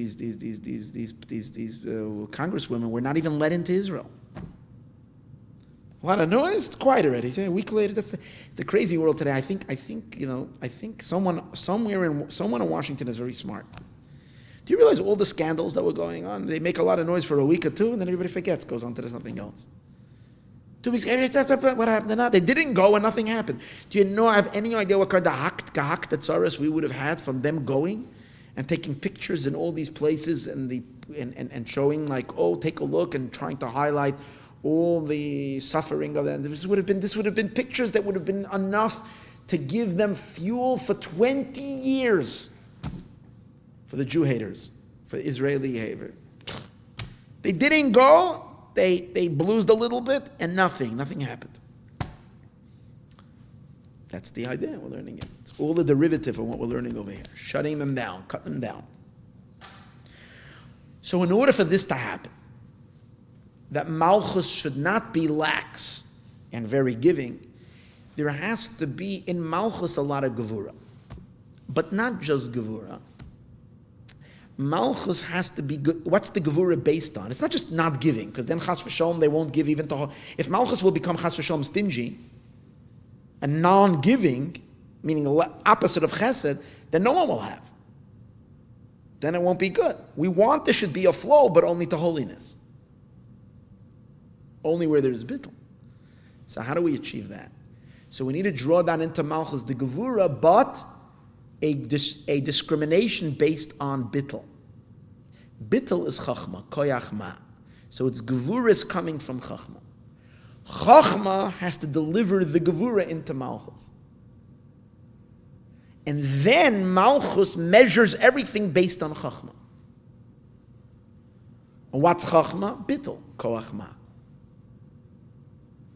So that becomes the measuring factor. It's all based on, do you have bittul? You can receive. Don't have bittul? Come back tomorrow.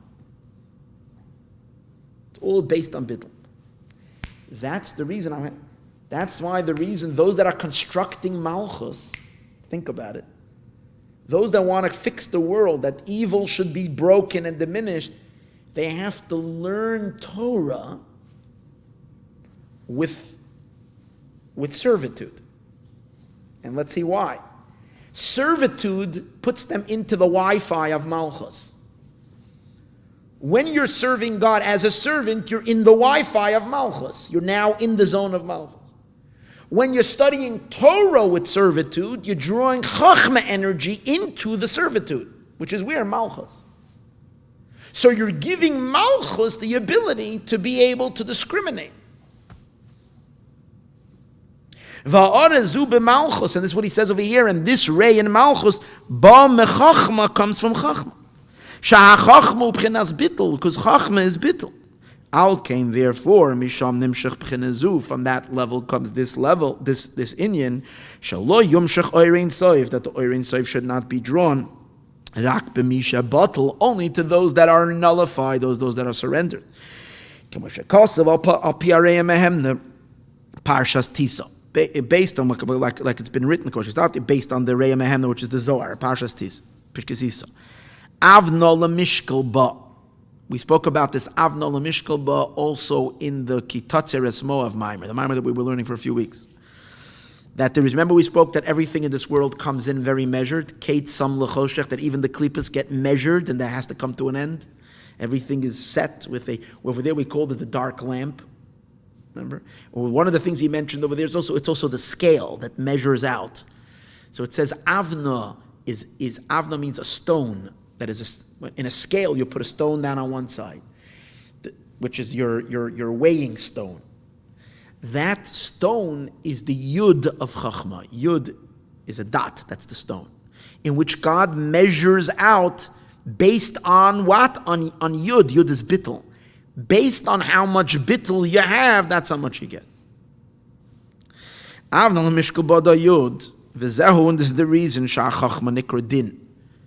And that's also one of the reasons that even though Chachma in general is on the right side, Bin is on the left side. Chachma is on the right side, and the right side is generally the flow of kindness. Yet, Chachma has an element of din in it as well. Who's the Chayet? The Chayet was a great Kabbalist. And this great Kabbalist, for some reason, was known as the tailor. Maybe he was a tailor.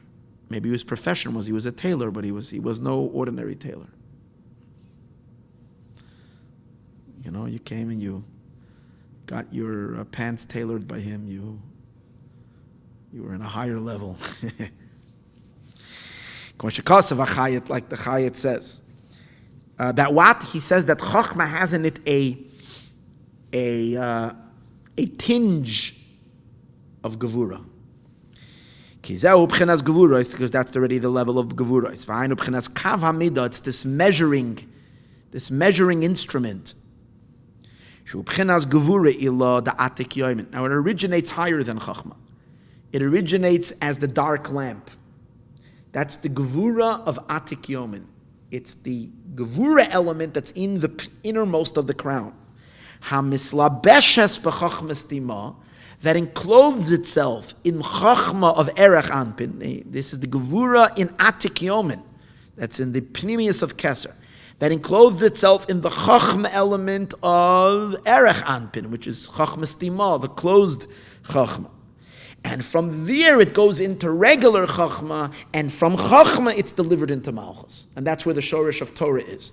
Shemisham Shorish Midazu, that's where the root of this attribute, of this measure is, Shalo Yumshach Gili Oirein Saif, that the Gili of the Oirein Saif, the revelation of the Infinite One, should not rak lefi erech habittul, should be commensurate with the amount of bittul that there is. If there is bittul, you get. If there's no bittul, you don't get. And that is what's crucial to Malchus. Because if Malchus doesn't have that, God forbid,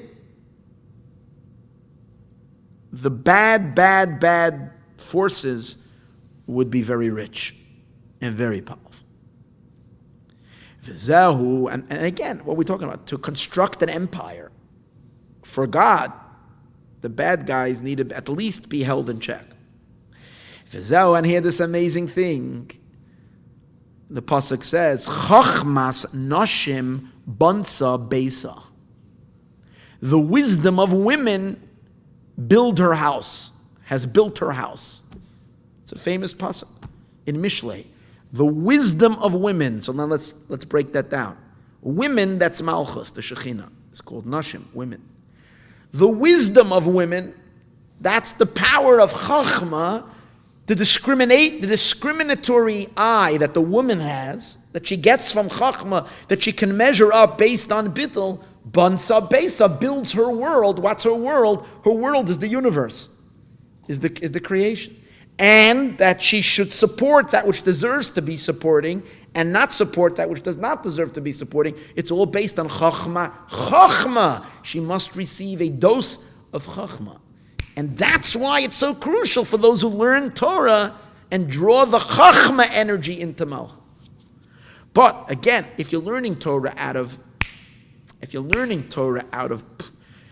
pleasure and delight, then you're not tuning into the Wi-Fi of Malchus, so you're not delivering the download into Malchus. You're not delivering the download into Malchus. You're delivering it into the Zeir Anpin. Over there, it's not necessary. This particular necessary Chachma, that discrimination, is needed in Malchus. So you have to learn Torah with a Malchus attitude. Chachmas Nashim Beisa, or there's another one. B'Chachma Yivne Bayis. With wisdom, a house is built. You need the wisdom. And this drawing and this construction, al yedei, this is the point, oil Torah, the yoke of Torah. Not stam learning Torah, the yoke of Torah. Who is the one who set up the yoke of Torah? Who is the one who is like the source of this? To learn Torah when I don't want. To learn Torah with obedience. To set myself a certain measure that every day I have to learn, whether I'm tired, whether I'm not tired, who's the one who set that up? David HaMelech. Ne'um hagever hukam oil. It says in the pasuk, he is the man, the words of the man who has established the yoke. So the sages say he was the one who established the yoke of Torah. Why? Because he is the Melech, he's Malchus. He needs it.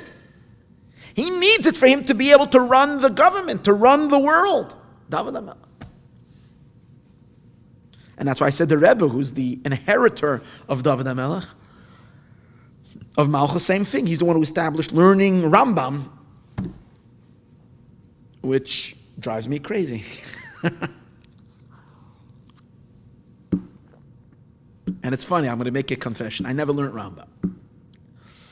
I am enthralled with this red book, with the cool stuff. I love learning the cool stuff, all this Chassidus. I Bechlal don't have such a forte in the revealed part of the Torah. My enjoyment is more in the mystical side. Okay, gotta learn. But even when you gotta learn, okay, so Gemara is much more enjoyable. So Rambam, when I became a Chabadnik, the Rebbe made an institution. You have to learn Rambam. I struggled with it like no end. I would start and lose it, start and lose it, start and lose it. And the Rebbe made two Rambam channels. One was to learn, what he really wanted was every chassid should learn 3 chapters a day. The other one was to learn 1 chapter and finish it in 3 years. And to learn, you learn 3 chapters, you finish Rambam every year. So I forget, the 3 chapters, forget about it. But even the 1 chapter, I would start and get kind of a few 2-3 months and then lose it. And then start again and lose it. Until the last 3 years, 3-4 years, I became far more Mashiachig in my thinking. And I started. And then when I started recognizing my recognition of the Rebbe being Mashiach, and that's what I've been speaking about a lot and seeing it in the Sichos and what he said, I started seeing the Rebbe much more as a king, as a dominating being, that I have no choice whether I want to listen. I'm not doing it because I want. What do you mean? If he's the king, I have to listen. So it brought into me a very strong, and that's exactly when I started learning Rambam, and Baruch Hashem, I'm able to keep it up. And even though it's very hard, but this is the. That's because, yeah. That's why the men have to show up earlier to get that side. The ladies grabbed it already. There you go. Ubinyan Zan, the construction of this is al yedei oil Torah. It's through the yoke of Torah. Ubchenas yira, as we said earlier, there's 2 ways of learning. You can learn out of love and you can learn out of fear. And for this particular thing, the motivation in learning has to be one of duty. The Issa Berei Mehemna. You can take the whole pack. The ladies have not been dealing with it too kindly. You can run off with the pretzels.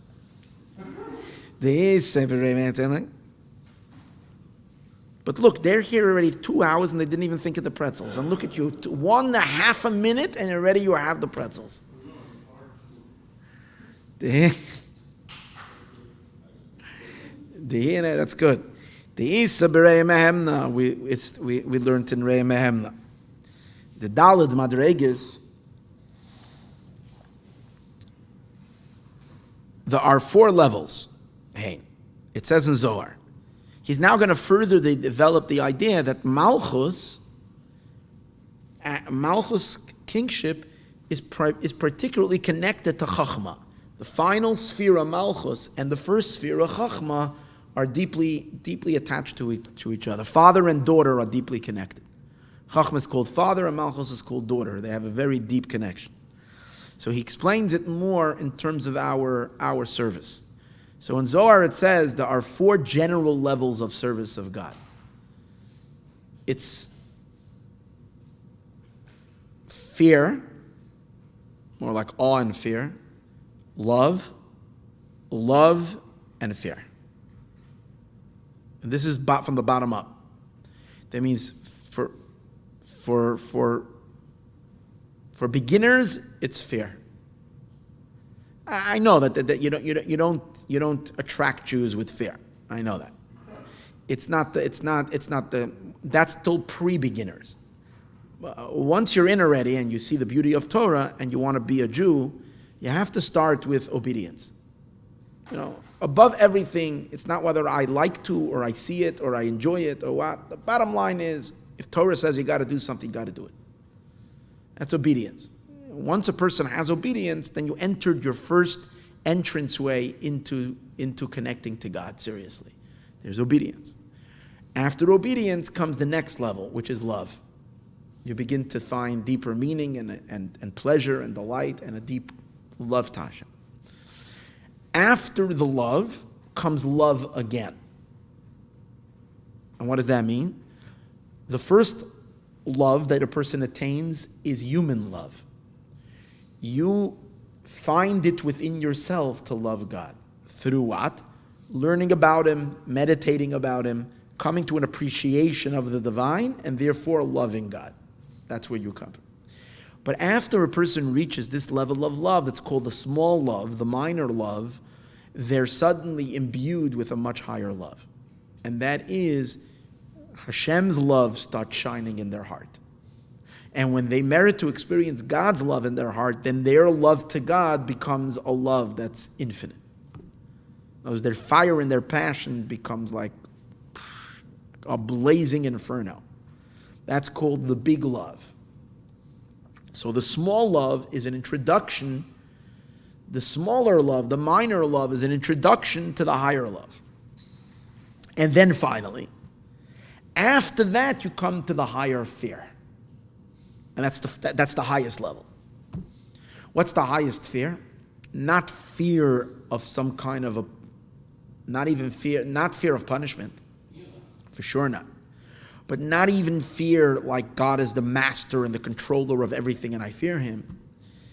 Just rather a recognition so powerfully in one's soul of the all-pervading existence of God that there's no speck where He's not. And you see, and you're visible, you see Him, that you suddenly have a sense of complete shame in even existing. You don't even know what to do with yourself. You can't even be in this all-pervading presence because it's just, you feel so insignificant and unimportant and you don't know where to place yourself. Like the shame that one feels in the presence of true greatness. You feel very tiny and small and insignificant, and that's called the higher fear. Total abnegation. And that experience of fear, it's as if you don't exist anymore. Okay. So it says an interesting thing. So now let's read over here. The Dalet Madreges Sem Tchilu, which is fear, Rechimu, and love. Now they correspond, the original fear, the lower level of fear, the amateur fear, that's Malchus. That corresponds with that feeling of fear, you're connecting to God's attribute of kingship. The latter Hey of Hashem's name. Because these four levels correspond to the four letters of God's name. Hey, Vav, Hey, Yud. So you start with the lower fear. That's Hey, that's Malchus. The Vav, that's the love. That's the Ze'er Anpin, the second. You connect, through your love, you connect to the Ze'er Anpin, which is God's emotional aspects. And then you come to the higher level of love. That's associated with the upper Hey of God's name, the former Hey of Hashem's name, which is the level of Bina. That's where the intense love comes from. And finally, Udechilu and fear, the upper fear, the higher fear, the final, reaching the goal of the highest level of fear, that corresponds to the Yud. The Yud is a tiny little dot, which represents the total nullification. And it corresponds to the level of Chokhmah. Chokhmah is Koyach Ma, the power of being completely abnegated. Nothingness. It's being recorded, so I can. Bina v'Chokhmah, we'll leave the questions for later. Bina v'Chokhmah. That's Bina and Chokhmah. What do you see from here? Nimtza comes out, Pchina Zo, the second level, there's a Eranpin. Shenikra Boneich, which is called, as we spoke earlier, Ben. Ben is male boy, male son. Pchinas Ben, which is the son. Ava, which is the service of God out of love. What's the level that's above it? Where is it coming from? Where is the lower love coming from? The lower love is coming directly from the higher love. That means that the Ze'er Anpin is coming from Bina. The Ze'er Anpin is a son. It's a son from Chachma and Bina, because Chachma is father and Bina is mother. But a boy is more attached to his mom. Mommy's boy and daddy's girl. That's the way it will work. Sharsha mebina is rooted in Bina. Shugam came b'chinas rechimu, which is also love. The hainu, what is that? Avazuta, the minor love. Shesharsha, that's the love of the vav of the Ze'er Anpin, and it's rooted me'avarabba from the greater love. So the two loves are attached to each other. You find it also in Chumash that you have Avram's name mentioned twice in a row. Avraham. And we know Avram is love.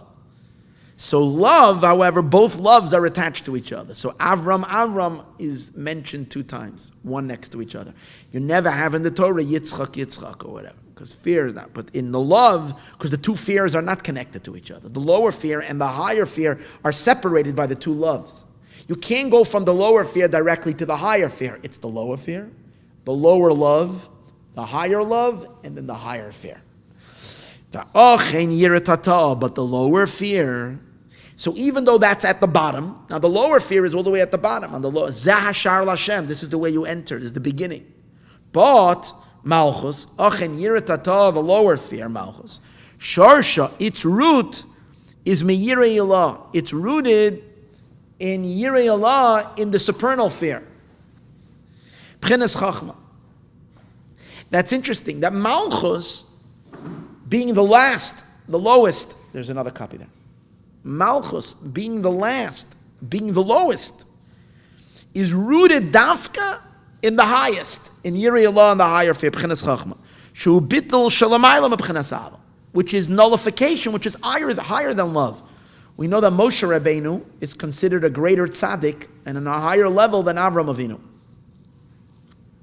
What's the difference? Avram served God out of love. The highest levels of love, but still love. Where there is love, there is a self. There is a very, very refined self, but a self.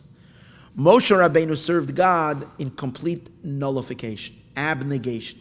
He was not. He said to himself, Anachnu ma, he's the energy of non-beingness, because he stood in the level of the higher fear the entire time. And therefore, B'chinas Boneich, the Malchus, so therefore the building of Malchus, to construct Malchus, is from where do you, is Dafka from Chachma, and that's why we said earlier, these are the people that are called, those that are called Boneich are also called, Boneich means constructors of the world, building the world of Malchus, which, as we said earlier, means that Malchus should be discriminating in who she gives and who she does not give, who she supports and who she does not support. Not a free-for-all, giving to everybody, God forbid, and giving the energy to the wrong places. You need to have the discrimination coming from where? From Chachma. That's why those people who do that are called Talmidei Chachamim. They are Talmidim, they're drawing from Chachma. We're into Malchus. Henikra, they are called Talmidei Chachamim, they're called students of Chachma. Ki b'chachma dafka, because it's dafka through the power of chachma. Yivne bias, that the house is constructed, which is Malchus's house. V'zehu b'chachma yasad eretz, and that's why we say that it's dafka in chachma with wisdom. Yasad eretz. I'm holding in middle of the first page Lamed Aleph, a middle of the first column, about a third away from the end. Between the line begins with the word chachamim, and I'm holding by b'chachma yasad aretz. In chachma is the foundation of earth. Aval koinein shamayim. What shamayim? Aretz is malchus. We know that because malchus is the last and final sphere that's called aretz. Shamayim is heaven is in a more spiritual realm. Shamayim represents the 6 emotions. They're called Shamayim because Shamayim is made up of Eish and Mayim, fire and water. And Eish is, we know, Gevura, and Mayim is water, is Chesed. So and these are the 2 primary emotions, Chesed and Gevura. That's Shamayim. So it's interesting. The pasuk says, "B'chachma yased aretz," that Chachma is the source for earth, for Malchus. Shamayim, which is heaven, Koinein, it's established. B'tevuna, which tevuna is understanding, is Bina. So Bina is the source for Shamayim, and Chachma is the source for Aretz. Why? As we said earlier, Bina is the mother. She's the source of her son. Chachma is the father. He's the source for his daughter. Chachma Yasad Aretz. She'ubchen is Boneich. So Boneich, there's 2 things. Remember, what are we saying over here? There's Boneich and there's Boneich. We say it in davening. Boneich is learning Torah. Also, we're talking about the same exercise, the same experience, Torah study.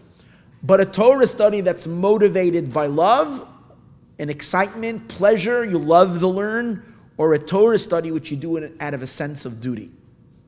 So we're saying that this Torah study that you do because you're committed, out of commitment, is what is needed in order to construct the world. And that's why there has always been a virtue amongst the Jewish people. In addition to Torah study, there's always been a very great virtue called Kviyas Itim LeTorah. Kviyas Itim means you set a time, and no matter what, you're going to learn that half an hour. No matter how busy you are, no matter what's happening, you don't budge. That's your time where you're going to go to that shir, you're going to go. That's the commitment. And that's called Boneich. Because then you're learning there's a sense of discipline, a sense of duty, which is basically in its origins rooted in fear. There's certain things you got to do because you just got to do it because this is the way it is. As opposed to a child, who gets away with stuff. So even if he's learning because he likes it. He's enjoying it. There is a lot to that as well. But particularly now we're saying don't read it Boneich, but read it Boneich.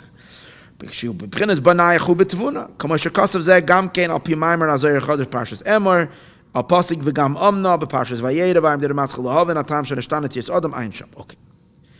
והנה מבוא במקום האחר. Now it's explained elsewhere. בפירוש בונה ירושלים Hashem. So once we're building the world of Malchus, what are we building? The ultimate world of Malchus is the construction of Jerusalem. Yerushalayim is the capital of Malchus. So on the pasuk of Boine Yerushalayim Hashem, that we're building, and who's Yerushalayim? Yerushalayim is Malchus. Shehu binyan, because that's the capital of the king. So it says over there, who builds Malchus? Boine Yerushalayim, the building of Yerushalayim. Havaya is from Yud Kei Vav Kei. We just said that to construct Malchus, you need the energy coming dafka from Chachma. B'Chachma Yasad Aretz. Dafka Chachma. Here we're saying, Boine Yerushalayim Havaya, Yud Kei Vav Kei. Which would seem that the building of Malchus is from all the 10 spheres. From Havaya. Not dafka from Chachma. And more specifically, Havaya in this sense is generally called Teferes. It's called Havaya. As an attribute, which is the root, the core of the Ze'er Anpin, of the 6 emotions. So that's a lower level than Chachma. Chachma is higher. Chachma is called Abba ve'ima, father and mother. Ze'er Anpin is Ben and Bas, Malchus' daughter. It's brother and sister. Here we're saying that Binyan of Malchus, and let's take it, when the Eibishter constructed Chava's Malchus, Eve, from where did he construct her? Not from her father. He constructed her from her husband, from the Ze'er Anpin, from Adam. Adam is there. So you see that the main construction of Malchus, the 10 spheros of Malchus, are constructed from the 10 spheros of the Ze'er Anpin. And we're saying now that it's built from Chachma. So that's his question that he's asking. That the 10 spheres of Malchus are constructed. From the Malchut level, from the kingship level of the 10 spheres of the Ze'er Anpin, each one of the 10 of the spheres of Ze'er. Now, by the way, not to confuse anybody, the Ze'er Anpin has within it itself all 10 spheres, because there's the Chachma of the Ze'er Anpin and the Bina. So, in addition to Chachma as a parts of as on its own, Ze'er Anpin itself has Chachma of it. So, therefore, and in each one of, let's say, Chesed of the Ze'er Anpin has 10 spheres. In order to construct Malchus as an independent Partsuf, as an independent power, it's taking from the Malchus of each Sphera. The Malchus of Chesed is creating the Chesed Sheba Malchus. The Malchus of Gevura, of the Ze'er Anpin, is bringing Gevura Sheba Malchus. So each sphere. That's what he's saying over here. Yeah. Ach koyach sheyeh binyan zeh. You're right. The actual developer of the spheres of Malchus are from the Ze'er Anpin, but the power that he gets it is really from a much higher place. Ach koyach sheyeh binyan zeh nimshich dafke memakom elyon yoser. The koach for this to happen comes from a higher place. Look in that mimer over there. Now we're saying over here, building Yerushalayim. In Jerusalem itself, there's two Jerusalems. There's two Yerushalayim. There's Yerushalayim Shal Mata, Yerushalayim below, and Yerushalayim Shal Maila, and Yerushalayim above. So simply, if we were to say, what does it mean? Yerushalayim Shal Mata means the Jerusalem that you can take buy a ticket on, an El Al and fly to Yerushalayim and go. The physical Jerusalem in this world. And then the Yerushalayim Shal Maila is the Malchus, the Shekhinah, which is the source of the Shalayim. That's how we would think. But he's really a step ahead of this. And he's saying, no, Yerushalayim Shal Mata is Malchus. We're not talking about the physical Jerusalem. Even in the spiritual dynamics above, in the spheres, Malchus of Atzilus, the 10th sphere, Malchus, is called Yerushalayim Shal Mata, the lower Malchus. Because it's the Malchus that's already part of Olamos, part of the worlds. It's already called the Mata, below. Yerushalayim Shal Maila, according to that, he says, is Malchus of the Ein Sof. That's way above Atzilus, way above Keter, way even above Adam Kadmon. Malchus the Ein Sof is before the first Tzimtzum. The Or Ein Sof, the infinite light that was shining before the Tzimtzum, that's called Malchus of Ein Sof. And that's really Yerushalayim Shal Maila, the Yerushalayim Shal Maila. So now, Yesh Gamkin Yerushalayim Shal Maila, Malchus the Ein Sof, which is the Malchus of Ein Sof, and the way to connect to that level of Malchus is not through, the way to connect to the lower Malchus. How do you attach yourself to the lower Malchus, Malchus of Atzilus? That's through simple obedience. Simply listening, mitzvahs, doing a mitzvah because God said so. He's your boss. That's Kabbalah's oil. That's, as we said before, the lower fear. The lower fear means he's your boss, you're surrendered. However, the experience of Malchus the Ein Sof is if that's sensed in a person's neshama, then they also have fear, but not the fear of the lower fear of a king, of a power, of a ruler. It's the fear of Yirei Allah, the higher fear, as if to the point where you can't even exist in the presence of it. It cancels your being completely. You become ayin ve'efes, absolute nothing. It's called Yirei Allah. Malchus Ein Sof, Yirei Allah, that's the higher year. Ubeparde shar mohusva anhaga perik yud gimel. And what did we say earlier? But the two of them are related. We said before Chachma and in general, that's the level of Chachma, Koyach Ma, Yirei Allah, the higher fear. And we said earlier that Dafka, that through Limudei Torah, that we learn Torah, we connect these two madregas, Chachma to Malchus. So that's the idea, Ki'ir shechubra lo yachtav. We say in davening, like the city that's attached. The idea of attaching the two cities means that Yerushalayim Shal Mata needs to be attached to the Yerushalayim Shal Maila, to Yerushalayim above. That attachment comes through connecting Yirei Allah, the higher fear, with the lower fear. And that's established, as we said before, limud haTorah out of a sense of duty, with bittul. Boneich, we spoke earlier. Par deshar mohus v'anaga perigim l'Yerushalayim shamayla hu bina. Okay. Im ken yesh loymar pinish boine Yerushalayim. What does it mean, boine Yerushalayim? Lahamshich toisvis oir, to draw down added light. Mirushalayim shalamayla, from the Yerushalayim above, Malchus the Ein Sof, the Malchus of Ein Sof, B'Yerushalayim shalmata. In the Yerushalayim below, Malchus Tatzilus, to connect the two Malchus, Malchus of Atzilus to Malchus of Ein Sof. Liois ki'ir shechubra lo yachdav, that the two Jerusalems should be attached together. Hainu is chabrus Yerushalayim shalmayla b'Yerushalayim shalmata, connecting the upper Jerusalem to the lower Yerushalayim. What's the teichen of that? What's the content of making that chibur? So now the Alter Rebbe is going to introduce an inyan similar to what we said before, but really the opposite. And we'll see why in a moment. Earlier we were saying the reason why we have to draw down chachma energy into Malchus is because Malchus conducts the affair of this world. She is the ultimate distributor of energy to everybody and to everything. If Malchus does not have energy of Chachma, she's lacking in her discrimination. And then she would be what? Very, very kind-hearted. And she would be giving life and energy and support to the bad guys. And then the forces of evil in this world, the corrupted forces, it would be extremely powerful. And then, chas v'shalom, we would have a very, very, very bad world. In order that, and the wicked would prosper, and the wicked would become mighty and strong.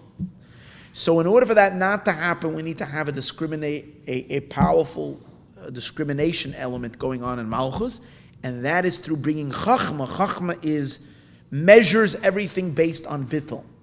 You have bittul, you deserve to get. You don't have bittul to God, you don't have surrender, abnegation, you don't get. So that's why you need to draw from Chachma to Malchus. So in a sense, the reason, according to this, the reason for this limud haTorah, connecting the Chachma to Malchus, learning Torah with bittul, which, as we said before, is that method of bringing Chachma energy into Malchus, so is needed in order to stiffen Malchus up, or else she might be a little too loose. You want to make her a little more rigid, so she's more careful in where she's delivering her energy. Now we're going to learn the opposite, that the drawing down of Yerushalayim Shalmayla, the higher energy, the higher Jerusalem, the Malchus the Ein Sof, into Malchus, is to weaken the rigidity. It works two ways. On the one hand, you want her to be rigid and in a sense, very thoughtful and very mindful in where the energy goes, and very demanding. But on the other hand, the Gevuris and Malchus get too strong, then there's problems for everybody. Then the discrimination and the demanding, the worthiness that she demands can become absolutely, that no one deserves. So then you want to, like the opposite, draw down a flow that opens up a little bit, and even deeper than that. Not just that allows Malchus flexibility, but that the revelation of Malchus the Ein Sof, of the Eibishter's absolute existence, should be funneled into Malchus. Not just that there should be more revelation, but there should be more revelation of the absolute truth of the Eibishter in the creation, so that l'chatchila, the klippas that are here in the lower worlds become completely blasted, are completely nullified. Because here's the thing. In the face of the truths of God, there's a pasuk that says, Harem kadoinag namasu, we say tomorrow night. The mountains melt like wax. The mountains are referring to the klippas, the powerful forces that are full of themselves. As long as there is no gilui of the Eibishter's, see, as long as God is manifesting only as a king, which means, as long as the Eibishter is manifesting only as a melech, which a melech means. What does a melech mean? He is a king, but he leaves room for others to exist. Then that which is rebellious against God can also exist. But if the Eibishter's deeper truth, that he is and there's none but him, comes through the filter, if the filter is not such a strong filter, and some truer divine emes comes through, that it is felt in this world that he is and there's none but him, they completely melt. So ultimately, in order to eliminate the forces of unholiness of this world, you want to create kind of a weakening of the filter to allow more Gilui Elokus to come through Malchus. Yerushalayim Shel Maila, the higher Jerusalem, should be revealed in the lower Jerusalem, so that, we'll see that over here. The Inyan, let's read it inside. The Mavur Lamaila we explained earlier. Sheyesh B'chinas Kav Amida, there is a measuring dial. Shal Yodoi Nimshach Kol HaHamshachos. All the Hamshachos are, all the flow, all the energy is being very meticulously measured. And whatever is being delivered is in accordance, commensurate with the nullification. And therefore, in Chachma of the world of Atzilus, which is the highest vessel, Chachma, it's the first recipient of the highest world of Atzilus. Since Chachma is Koyach Ma, total bittul, Shoira Orein Soif, over there the Orein Sof dwells. Because the Orein Soif has a Keli. What's its Keli? Its Keli is the absolute bittul that there is in Chachma. Lefishu b'bchinas bittul, because in Chachma is perfect bittul. Val derech zeh b'chol Atzilus. Now it doesn't remain only in Chachma. It travels through all the spherois of Atzilus. All the attributes, it permeates all the attributes, because we know that Atzilus is dominated by Chachma. Meir, that's why it's called Atzilus. Atzilus means it's close to God. And the closest to God is the Bittul. Meir B'chinas Chachma. In the entire world of Atzilus, it has the flavor of Chachma, the energy of Chachma. Avo B'biyah, but in the three lower worlds, Bria, Yetzir, and Asiya, Sham Ein Meir HaBittul. Since the whole point of Bria, what's Bria? Bria means the creation is already thickening. The creation begins to take itself a little more seriously. And in Yetzirah, it becomes even more formed. And in Asiya, the creation becomes completed, which means we become completed in our beingness. And what does that do? That makes us be more self-aware and less divine-aware. See, the more self-aware we become, the less we are conscious of God. And therefore, there is less bittul. The less bittul, the less the Orein Sof can dwell here. It's not like it is in Chachma Vatzilus. Bittul amiti, there is no real bittul in the lower three worlds. Rak bittul hayesh, there is a bittul in the lower world, but it's only a bittul of yesh. Yesh means I am, but I recognize God, as opposed to being completely abnegated to Hashem as if you don't exist. There's less revelation. And therefore, so basically what we have now is a differentiation. Atzilus is dominated by Chachma. There is a powerful Gilui of the Orein Sof, which enhances, in turn, it enhances the Bittul. It works. It works. One feeds into the other.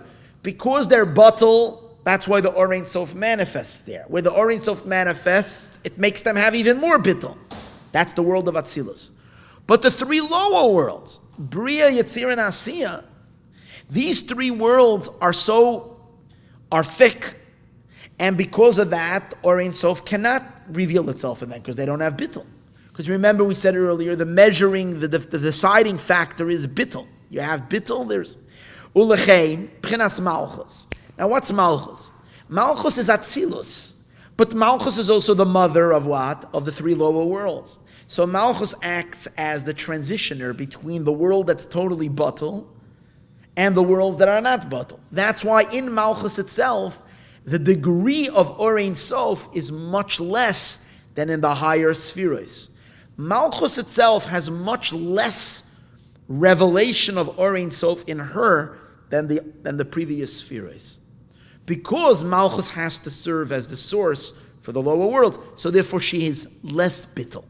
And that's why Malchus, especially when Malchus descends lower into the three lower worlds, when she enclothes herself in the three lower worlds, Bria, Yetzir, and Asiya,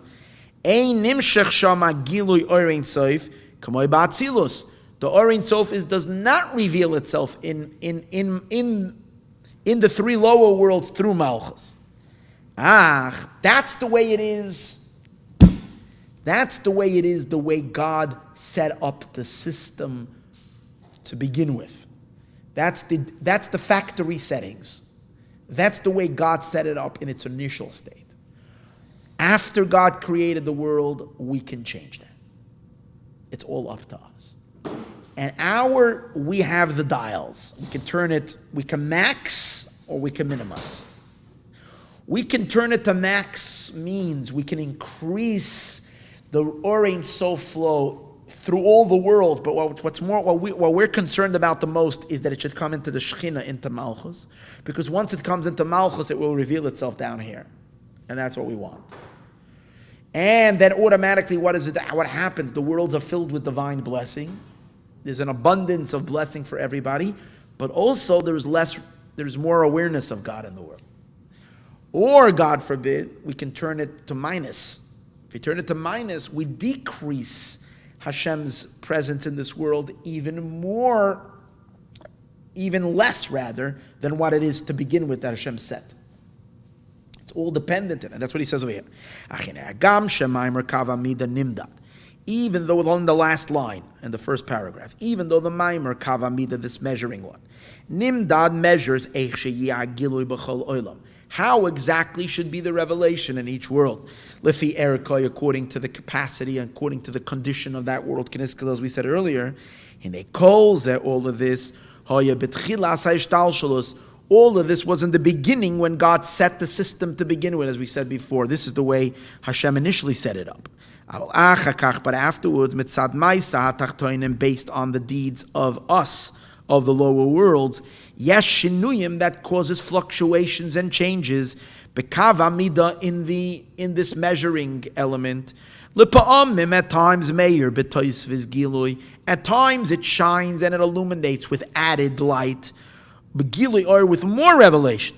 Bechol ha'ishtalshalus, in all the evolving worlds, the abiyah of Atzilus, Bri, and Yitzir and Asiya. At times it like floods, and there's so much more light in all four worlds.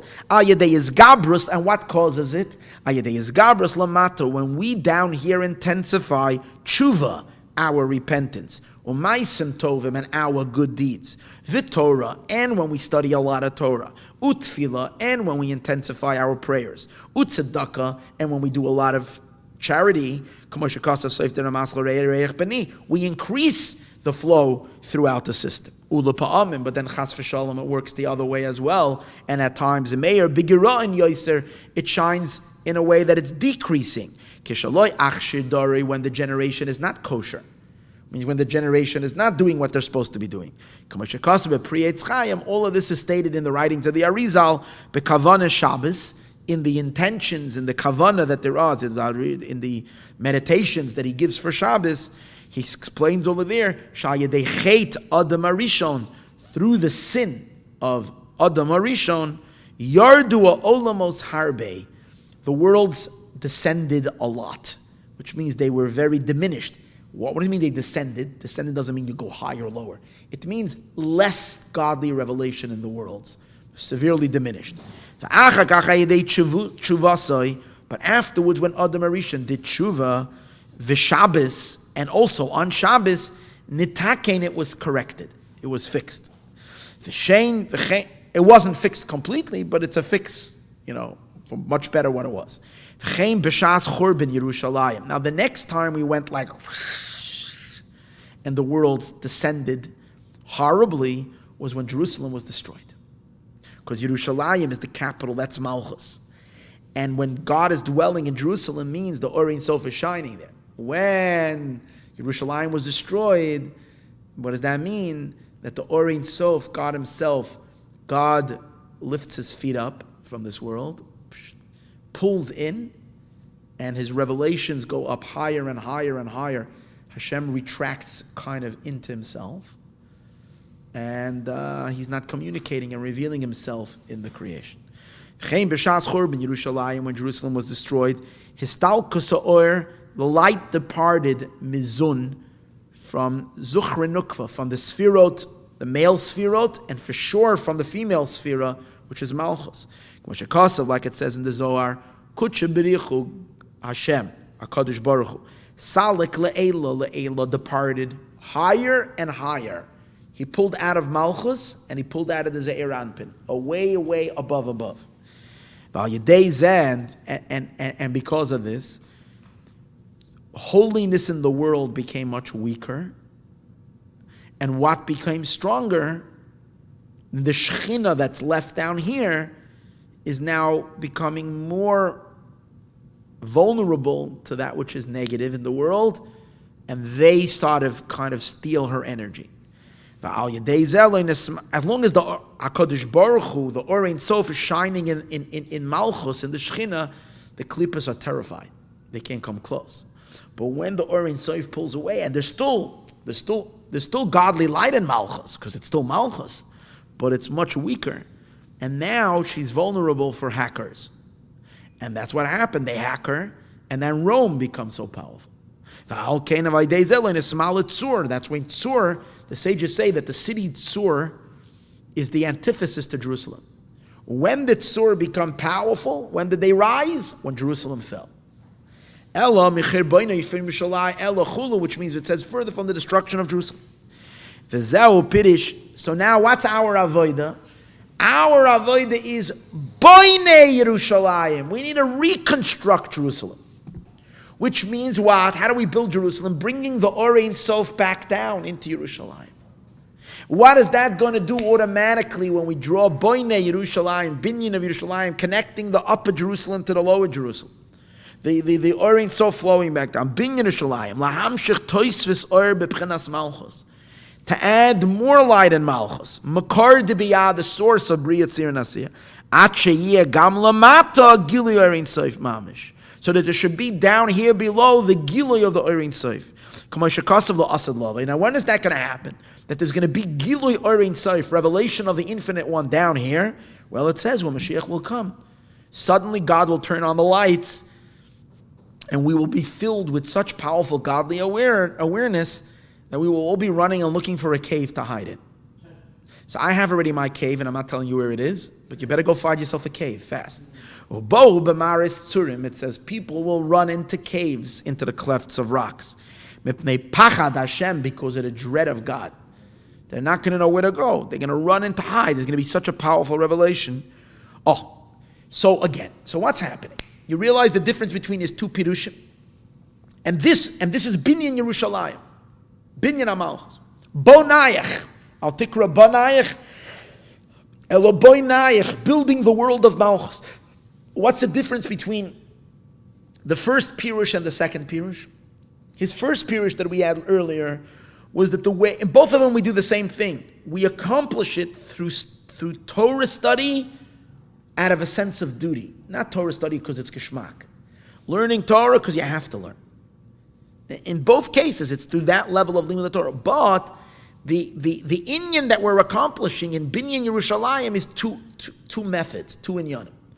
One of them is, the second one that we just learned, is adding much more light from above into Malchus, which automatically will cause the Klippas to lay off her. Automatically. When there's more light in Malchus, the Klippas pull away. And then the energy goes to Kedusha, and the hackers are electrocuted. Goodbye. The other way is to draw down discriminating energy, Gevura, into Malchus, even without the revelation of the Or Ein Sof. Just drawing down powerful, disciplining powers into Malchus that she can fight off the fleas that are coming at her, or the jackals that are trying to attack her, the hyenas that are coming for her. She's able to fight them off because she has those gevuras. In either case, it's similar, the same idea, that she should not chas v'shalom give life to that which should not be supported. Ubinyan zan, this binyan why they oil Torah, it's through the yoke of Torah. This is also the idea that we speak about complete fear, because we're dealing over here with the Gilui of Malchus, the Ein Sof, which brings the higher fear, which comes through Limudei Torah. Okay, in that mimer, he explained, we learned that mimer actually this year. We learned the mimer, Simeni Kachoisem, put me like a signet. Remember, if you'll remember this, we learned the mimer, we were talking about the difference between two types of seals. A seal with letters protruding outwards, or a bold seal, or an inward seal. And we were learning that it depends, whatever our Sarusa de Latata is, when our arousal from below is with love, that means we're inspired to serve God based on our self, we feel we want, then we are the emboldened seal, because we are protruding outward. What does that cause to God? That causes Hashem reciprocates, he reveals himself, but a more softer revelation. It's an indented revelation from Hashem. So it doesn't really, it's not so intense. So it doesn't affect the world in the same way. If our service to Hashem, however, is a service of bittul meaning nullification, which means our primary motivation to serve is out of because Hashem said so, not because we enjoy it, not because it's more out of a sense of duty and bittul. Chassidus highlights fear, this idea of fear very strongly. So our avodah is saturated not with self, but it's saturated with nullification. So we are then indented. Indented means it's not about me. So I'm like digging into myself, creating space. In a space where otherwise I would be present, I'm creating an indent, not me. So what does that allow for God's end? That he should reveal himself as an emboldened revelation. And that's a much stronger revelation. And that revelation causes the higher fear. Total bittul. The Yirah shen mamshich mebchinas gavoya yoser comes, and that's the idea of learning Torah bebittul. That's why he's highlighting it so much over here. Not the Boneich, but rather Boneich. Boneich is learning Torah, as we said before, like a child, feeling connected. You know that idea. The Yirah mamshich mebchinas gavoya yoser mamshach shadei choisem boilet, from the amshacha that comes through in a shalmamata. When from down here we have it projected. B'chinas ava, out of love, v'zal tikra bonaich, b'chinas ava elo bonaich, b'chinas yirah shalom, complete fear, the asik Torah through the study of Torah. Now the next piece is really what I was very excited about. What does the sages say? Talmidei chachamim marbim shalom be'olam. Torah scholars increase peace in the world. And they bring this pasuk. V'chol Boneich Limudei Hashem v'rav shaloim Boneich al tikra Boneich elo Boneich. So we discussed this in the beginning of the class, that it's calling for a particular method of Torah study, which is Boneich, which brings about the ultimate peace. Rav Shalom, abundant of peace, a lot of peace. When will peace come to the world? So everybody says, when we'll resolve the Palestinian conflict, when we'll split Jerusalem, when we'll give the Palestinians half of Jerusalem, then we'll have peace in the world. We learn over here the exact, and therefore people say that the ultimate impediment to peace is Jerusalem. Yerushalayim is the city of peace. That's what I spoke about earlier in the beginning of the class. It is the peace, and only from Yerushalayim will come peace, because it's shalom. Shalom is peace. It's the city of peace. But we need Binyan Yerushalayim to have peace. And that will bring Rav Shalom. Boneich, those who build Jerusalem, will bring Rav Shalom. Now, how do you read the word Rav Shalom? The simple meaning of the word Rav Shalom means a lot of peace. It doesn't really make sense. What do you mean a lot of peace? Peace is peace. A lot of peace. And a little bit of peace. Peace is not something you have a little or a lot. It should be peace. A lot of peace. He says you're not reading it right. It's not v'rav shalom together. If you follow the trup a lot of times gives us insight into how you're supposed to, which words are more attached to each other and which words are more separated. The trup under the word v'rav is a tipcha, which goes this way, which means it separates v'rav shalom. So you're not supposed to read it rav shalom as one thing. It's rav and shalom. And as I explained earlier, it means that the Rishus Harabim, Rav means the Rishus Harabim, the forces that till now we're completely at odds with God. Rav, the forces of Esav. What does Esav say? Yeshli Rav. I have a lot. Esav is the ultimate epitome of what? The lack of peace. Esav is a man of war. Al char b'chatichya. You will live on your sword. Conqueror, war, battle. The idea of a Rav Shalom really means that Rav, Esav, shall make peace. Esav should turn around, should be transformed.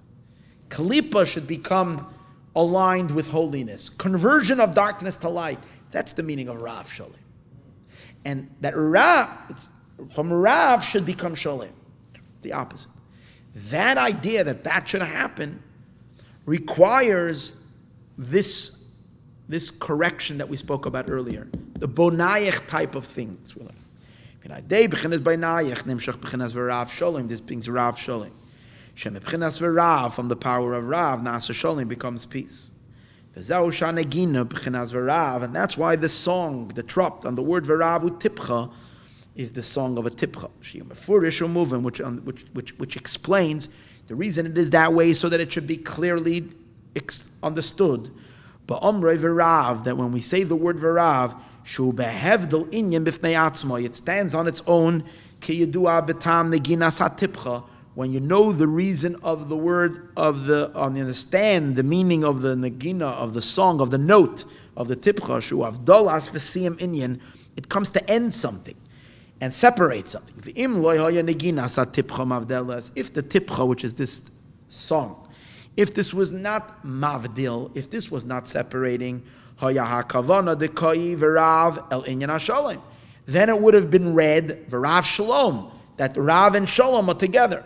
Kipshuta, Shalom Rav. It's like the other pasuk, Shalom Rav, a lot of peace. But now our pirush v'ravu inyan b'fnei atzmoi. V'rav is an inyan on its own. P'chinas Esav. Rav is referring to the forces of Klipa that are called Esav. Turid, the mountains of separation, Rishus Harabim, they are the Rishus Harabim, the public domain. So this Rav is now converted and makes peace. That he gets purified. The Yuchlal, and Esav himself becomes included, he becomes included in the unity of God. Rav Lohishia. That Rav Lohishia comes to this is the Yeshua, we're being saved from who? From all the klippas. That's because the klippa itself, the chief of all klippas, which is Esav, is converted to Kedusha. And that's the idea that the pig is going to become kosher one day. Who's the pig? The pig is the Esav. The pig are the forces of klippa.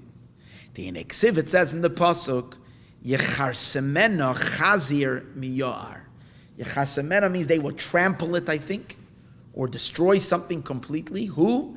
Chazir, the pig, miyar, the wild boar, miyar, from the forest. The pasuk in Tehillim, speaking about a wild boar in the forest that tramples on something and that devours something. So who is this wild boar? That's Esav. And the word miyar, the forest, the letter ayin is tuluya, it's hanging. That means it's not set in the word on the line. The word yar is higher up, it's hanging. It's not, if you look in a Tehillim, you'll see the word miyar. The ayin of the word yar is not even with the other letters, it's a little bit hanging above. Why? I think it's also a large ayin, and it's hanging. The reason for that is because this is the secret, and that ayin is the secret from where the 70 nations have their energy. Led by Esav. Ayin is 70. Where does Klipa B'chlal exist from? How do they even appear? That's because, if everybody remembers, the concept of the Shvirat HaKelim, the shattering of the vessels. And what broke? Which vessels broke? The 7 midot broke. The 7 attributes broke. Which 7 attributes? The lower 7 attributes of Bina, of the world of Tohu. That's where the collapse happened. The Shviras HaKelim happened. In the world of Tohu, in Bina, the seven attributes over there fell. And once they collapse, these energies become the source for the 70 nations, for all the klipa that there is. Our avoda needs to be to purify, separate, clarify the good from the bad. That's what we do through learning Torah and doing mitzvahs.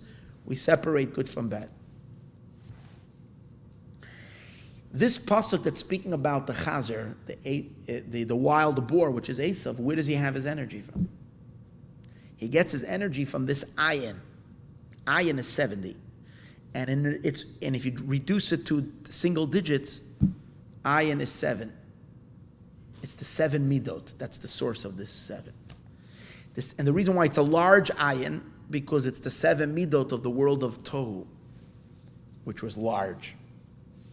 Or of Bina, which the letters that are in Bina are large.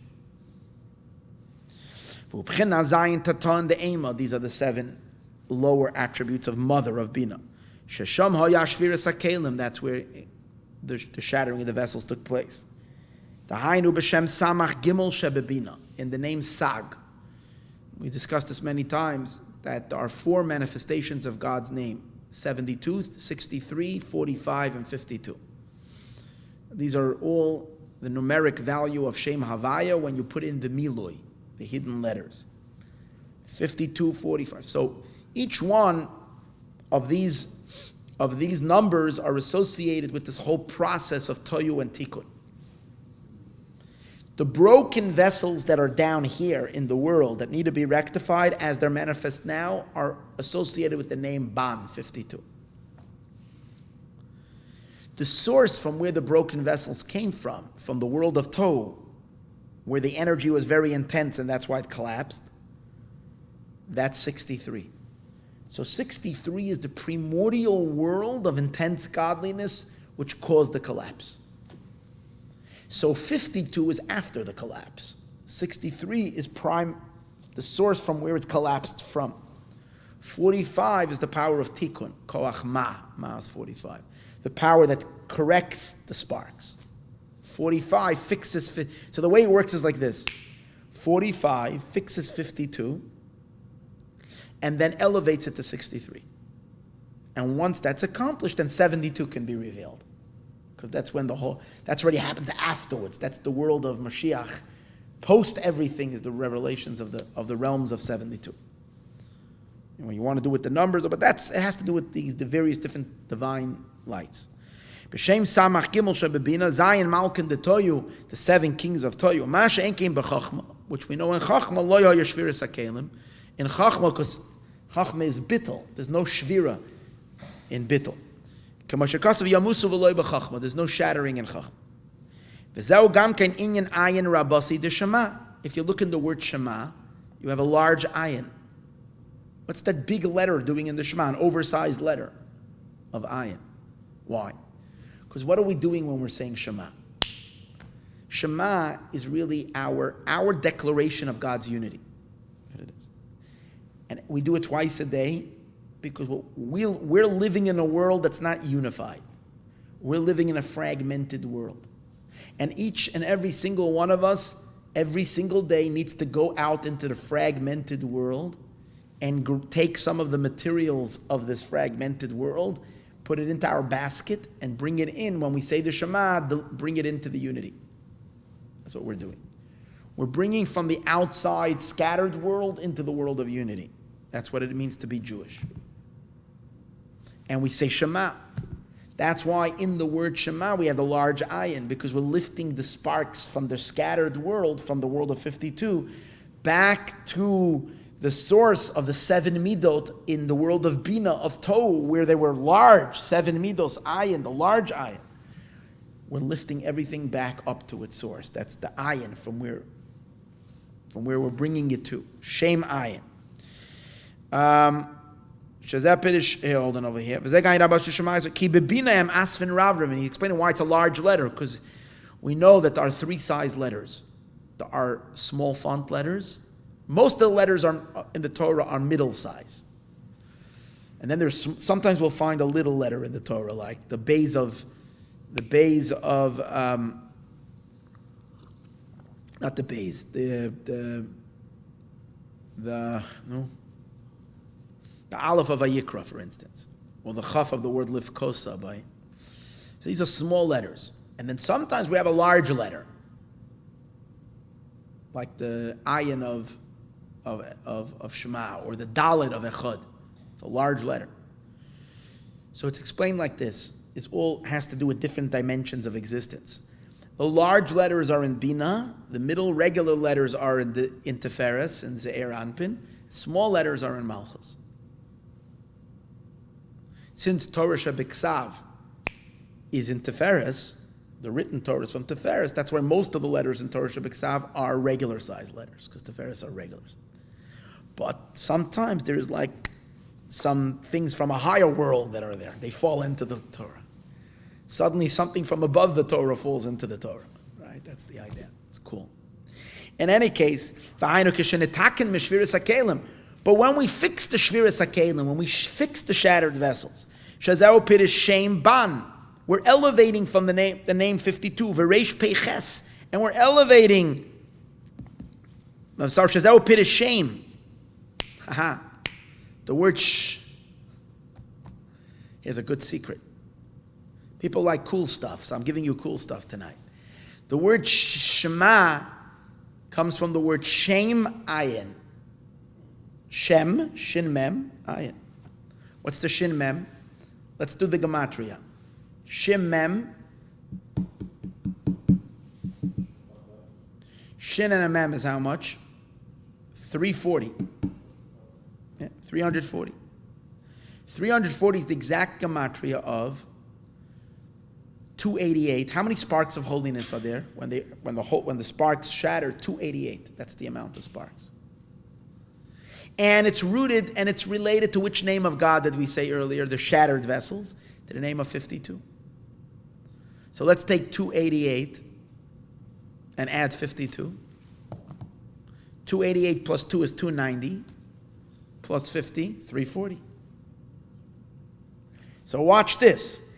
Shame, from the word Shema, shame, represents lifting up the 288 sparks, which are rooted in the name 52. So that's why shame is 52 plus 288. Lifting it where? Back up to the primordial world of Ayin, the large Ayin in Bina of 63, which is up there in the world of Bina, lifting it back to the source. That's what we're doing when we're saying Shema Yisroel, Hashem Elokeinu, Hashem Echad. We're gathering all these sparks, all the Nitzutzi Kedusha back to its source. And that's Shem Ayin. 288 plus 52 makes up Shem, and then Ayin. Ban v'reish peches shenichlalu b'zayin teton de'ema Ayin Rabasi. But so where are the klippas in the end, the forces? Where is Esav? Esav actually starts with an ayin, because he's the root of the 70 nations. Where does he receive his energy? How did he come about through that large ayin that fell? So therefore, when it speaks about the wild boar in the forest, Esav, and his spiritual power of klippa, what does it say? Yechasermeno chazir, the pig, the wild boar, miyoar, and it has an ayin, but that ayin is hanging. Why is it hanging? Hanging means it's above. It's not settled. Because the wild boar, the klippa, Esav, they can't derive energy from God if God would be completely manifest in them. If he's revealed in them, then they wouldn't be klippa. Then they would be surrendered to him. So the way they receive energy, the way Klippa receives energy from any godly source is by the godly energy that's sustaining them remaining kind of outside of them. It's a weird situation. They receive the energy, but they have no clue that they're receiving it from this source. So it's like, in holiness, anything that's holy, the recipient, the vessel, the recipient senses the giver and is in a relationship with the giver, wants to serve the giver. So that's the idea. I recognize that we as Jews, we recognize any good being, any entity of goodness recognizes the source and wants to serve him. That means that the energy is enclosed in the creature, in the creation. That's in holiness. In Klippa, it and its energy are separated. That's why the ayin of the word miyar, this is their source, is hovering above them. It's floating above them. That's why, by the way, one of the numbers in Klippa, one of the numbers that Klippa relates to Klippa is the number 11. They're deeply associated with the number 11. Why? Because every complete entity is 10. 10 is the structure of anything. Even space. You have the nine dimensions to everything. Because you have each side, then you have the beginning, the middle, and the end. So you have 9 in each. And then you have the 10th, which is the center, the point of it. So everything is really 10. Yeah? That's 10, hold it. Oh, but in holiness, but then there's one more thing. There's the energy. There's the power, the soul. The soul. We should count the soul as something else. Now, in Kedusha, we don't count the soul as something else. It's only 10. That's why in holiness it's 10 sphirot, 10 attributes. Everything is 10. Because the recipient, the entity, with its energy, the soul and the body are one. And that's why the body feels the soul and is surrendered to the soul. But in Klippa, they're oblivious to their energy, to their power. That's great. That's why it remains separated from them. That's why we count the Klippa, we count it as 11. That's why whenever we have to fix the Klippa, we associate it with number 11. And let me tell you some real cool thing. Whenever we're fixing Klippa, that's why, for example, Yom Kippur, we're coming to fix all the darkness, all the sins that we've done. It's a day of tshuva. We do ketores. How many spices are there in the ketores? 11. Because it's meant to take the bad and convert it to good. The world of Klippa is the world of 11. That's why the Rebbe, his job is to fix the entire world and all the Klippas and turn them over, everything about him is number 11. He's born on the 11th day of Nisan. He became Rebbe on the 11th month of Shvat. On the 11th day, in the year Tafshin Yud Aleph, 5711, on the 11th month, the 11th day, born on the 11th, because his job is to take the Jewish people that have been wandering in Klippa and making them all do tshuva, returning them all, converting all the Klippa, converting Esav to Kedusha.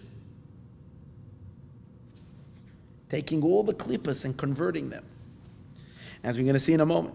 V'gam ayin diyar, and that's why the ayin of the word diyar teluya is hanging with the shachitzonim mekablim berichuk. The chitzonim they're receiving from a distance. Ayidei b'chinas makif the levona, through the makif power of the levona. Shalakach yesh, why is he saying the makif of levona? Because in the ketores there's 11 spices. One of them is called levona. Levona is frankincense, I think it is called, and it is called white because that's the holy. That's the rest of it is klipa, but the 11th is the holiness. Shalakach yesh yud aleph samamone ketores. There's 11 samamonim. Ubekedusha, and in holiness eser v'loy teisha. It's 10 and not 9, 10 and not 11. Isn't that amazing? The Zohar says 10 and not 9, 10 and not 11. And that's why right before Mashiach comes, when the Klippas wanted to put their last fight, they chose 9-11 to do it. Because that's their numbers. 9, opposite of, in Kedusha it says it's 9 and not, it's 10 and not 9, 10 and not 11. Vigam, and they also took down 2 buildings that were both standing like number 11. Remember that? Vigam Pirish Yo'ar, but that's the forest. With the ayin. Again, so the ayin is the klippas that come from the ayin. And that's where their energy comes from. And that's where they turn into 70 nations. Now there's another meaning to the word Yo'ar. I mentioned this in the beginning of the class. Yo'ar means a forest. And it's referring to the world of the malachim. The malachim are called the forest. The angels are the forests. That's why we say, when we say, Oz Yerananu Atzei Ayor, now then they will sing the trees of the forest. Who are the trees of the forest that are singing? These are the angels that are called the trees of the forest. In davening, we say, now another proof to this, that the angels are called the forest. It says in the pasuk, Hashem says, Achalti yari im difshi. I've eaten my forest with my honey. What does that mean? I've eaten my forest. That's God's breakfast. God eats a big salad, honey mustard salad. That's what he likes. What does it mean? So the Zohar says that the forest that he eats, that's his food. The forest that he eats is the song of the angels. The angels are the forest. The honey is the song of the souls. When we say Shema Yisroel, Yoitzer Oyer is all about the malachim. Kulam, ahuvim, kulam berurim, all about the malachim. Haritzah, Magdisha, Hashem, all about the malachim. But then right afterwards we say Shema, that's the honey. See, if God would only get the malachim to sing without us saying Shema, it would be like having a salad without a dressing. We all know that's tasteless. The whole pleasure is you eat the salad, but you gotta have that. A little garlic, a little this, a little something in it. So that gives that. Anyway, so you see from there that the Zohar says that Yari is the malachim. So what does it have to do with Esav? Because the source of the beginning of the klippas already begins in the world of the malachim. That's where, because they're not completely batal. They're nullified. They're not like neshamas. Neshamas there's no source for klippa from neshamas. Souls are completely, totally bittul. Malachim, they're semi-batal. They're very batal compared to us in bodies, but compared to true bittul, they're not fully there. It depends also which level of malachim, but. And the Eitz Hadas Tov Ra begins already in that world, in Olam HaYetzirah, half and half. V'gam Pirish Yorana Olam HaMalachim, or Olam Asiyah, or a lower world, the world of Asiyah. And that's already where there is already a possibility for klippas. But what did we learn? What did we learn 2 weeks ago, 3 weeks ago in the Maimer Al Tatzer Esmoya? What did we learn? Kate Sam L'Choshech. That the Eibishter gave a set time for how long the klippas can receive their energy from. Then they're going to expire. And that's called Ketz HaYamin. Remember, Ketz HaYamim, Ketz HaYamin. V'ineh lo asad lovei b'Ketz HaYamin. And the future will come at the time of the end time. B'mhei Rabbi Yameinu, Amen. Let it be speedily in our days. Sheyekuyim, it's going to be fulfilled. V'esruach hatuma avir, the spirit of impurity, God says, I'm going to remove from the world. V'zeu, and what's going to happen then? Ozahapach. Then God is going to make of an ahapachu, ozahapach. Then he's going to convert Ela Amim. He's going to convert all the nations, that the klippas are going to become supportive of holiness. Esav is not going to be a combatant. Esav is going to become an assistant. And Yechazir Menu, Chazir Meyoar, the Chazir from the Yoar that's deriving his energy from that large ayin, is now going to change. And here's the thing that stunned me when I learned this Maimer. He's going to make from his Yoar Ir Elokeinu, the city of God. That means he's going to recognize Jerusalem. Who's the Chazir? Who's the wild boar that's going to recognize Jerusalem? That's Donald Trump, who looks like Esav on every level of it. And that's what it is. He's going to make from the forests of the klippas, from everything, turning it all over, recognize Yerushalayim. And this week they just continued. Honduras recognized it now, and other nations. Goodbye. Klippas are over. That's why they're running, they're already beginning to fall. I said that earlier. And this is the meaning. Who's Rav? Oh, hey, hold it. Esav is called the Rav. And also when Rivka was given a testimony, what was Rivka given? What was she told, the prophecy? V'Rav Yavoid Tzair, the older one, which is Esav, Yavoid, he will support Tzair, the younger one. In the end, it will be him. Shemepchinas V'Rav Nasa Sholom. From the V'Rav will become Sholom. Sheyuchlo beYaakov, he will be included in Yaakov. Gama Makif, Hanal, that Makif, the ayin, will be included in Yaakov. Umezeh Yuven Oideli Oiz V'Rav Sholom. And now we'll understand more why you need, in order to have a Rav Sholom, that from Rav should become Sholom, who dafka al yedei Boneich, is dafka through building up Boneich, Ir Elokeinu, you have to build up Jerusalem. Why? Ki b'chachma dafka, how that? What's that? We said that through Limudei Torah, learning Torah, but not stam learning Torah. Remember that the whole theme of the Maimer is learning Torah out of a sense of commitment and duty with Kabbalah. Why? And I'm going to explain this a little bit. I said this earlier, but I want to say it again just for the... Yeah, Eli. Because when you learn Torah, and you're learning with Kabbalah Soil Malchus Shemayim, because Hashem said so, then you're accessing the Wi-Fi of Malchus. If you're learning Torah because it's Geshmak, then you're not accessing Malchus. Because Malchus means the Eibishter is your king and you're his subject, so you're Batal. So in order to channel in order to put in a code to get you into the program of Malchus, you need to have Bittul. Kabbalah's oil, mainly Kabbalah's oil, meaning duty. But usually we say that's mitzvah observance. You do a mitzvah because Hashem said so. Here we're saying, also make Limudei Torah with a sense of duty. I mentioned earlier, that's the difference that you say you learned 100 times, learn one more time. It's coming out of your nose already, one more time, because Hashem said so, not because you're enjoying. Why? Because when you're doing that, not only are you accessing into Malchus, you're now getting into Malchus, but you're drawing Chachma into Malchus, because Torah is Chachma. Now, if you're learning Torah without the bittul, you're drawing the energy of Chachma, but you're not drawing it into Malchus. What's the place where the tikkun needs to happen, the separation of good and bad?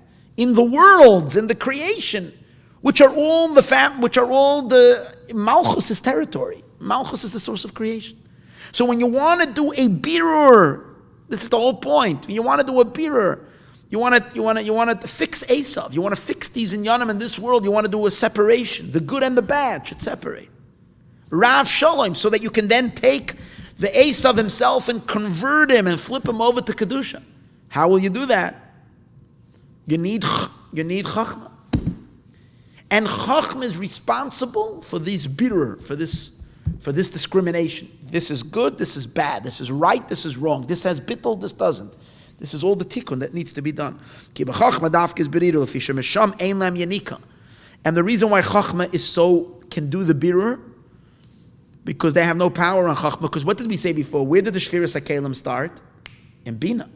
And since in Chachma there's no... Here's the thing. You know always, when can someone get to you? When can someone get to you? When you have a little bit of what they're like struggling with, then they can get to you. If you're completely clean from something, then you can't be. No one can siphon your energy. It's only if you have a little bit of that. Then, so that's why from Bina you can't do it. You can't do a Biur because they have access to Bina, so they know how to push your buttons over there, right? But in Chachma it's completely aloof. There's no shvira in Chachma, and there's no shaychus to klip at all.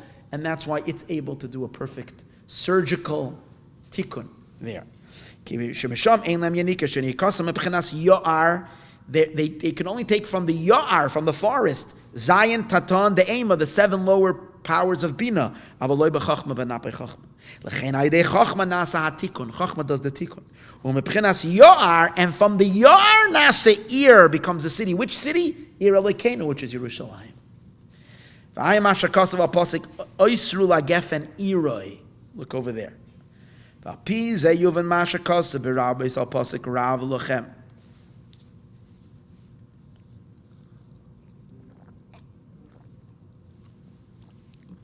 It says in the pasuk Rav Lochem.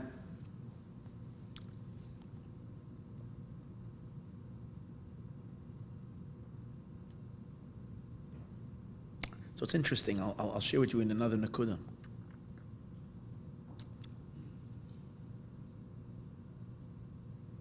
There's reshimos. There are notes that the Rebbe wrote for himself. After Gimel Tammuz, they found these notes. So there was a reshim over there where he's talking about Yutes Kislev. And he says that Yutes Kislev is associated with the Biur of Esav. Purification of Esav. Because he says that Petersburg was where they arrested the Alter Rebbe and they took him to Petersburg. He says Peter comes from the word Peter Rechem. And it represents Esav's power. It's his capital. Peter. Peter Rechem is the firstborn, which Esav claims firstborn rights. And that's why he says it's the Le'umazeh of Yerushalayim. Peterburg is the opposite of Yerushalayim. And that's why they arrested the Alter Rebbe, because the Alter Rebbe is Chachma de Kedusha.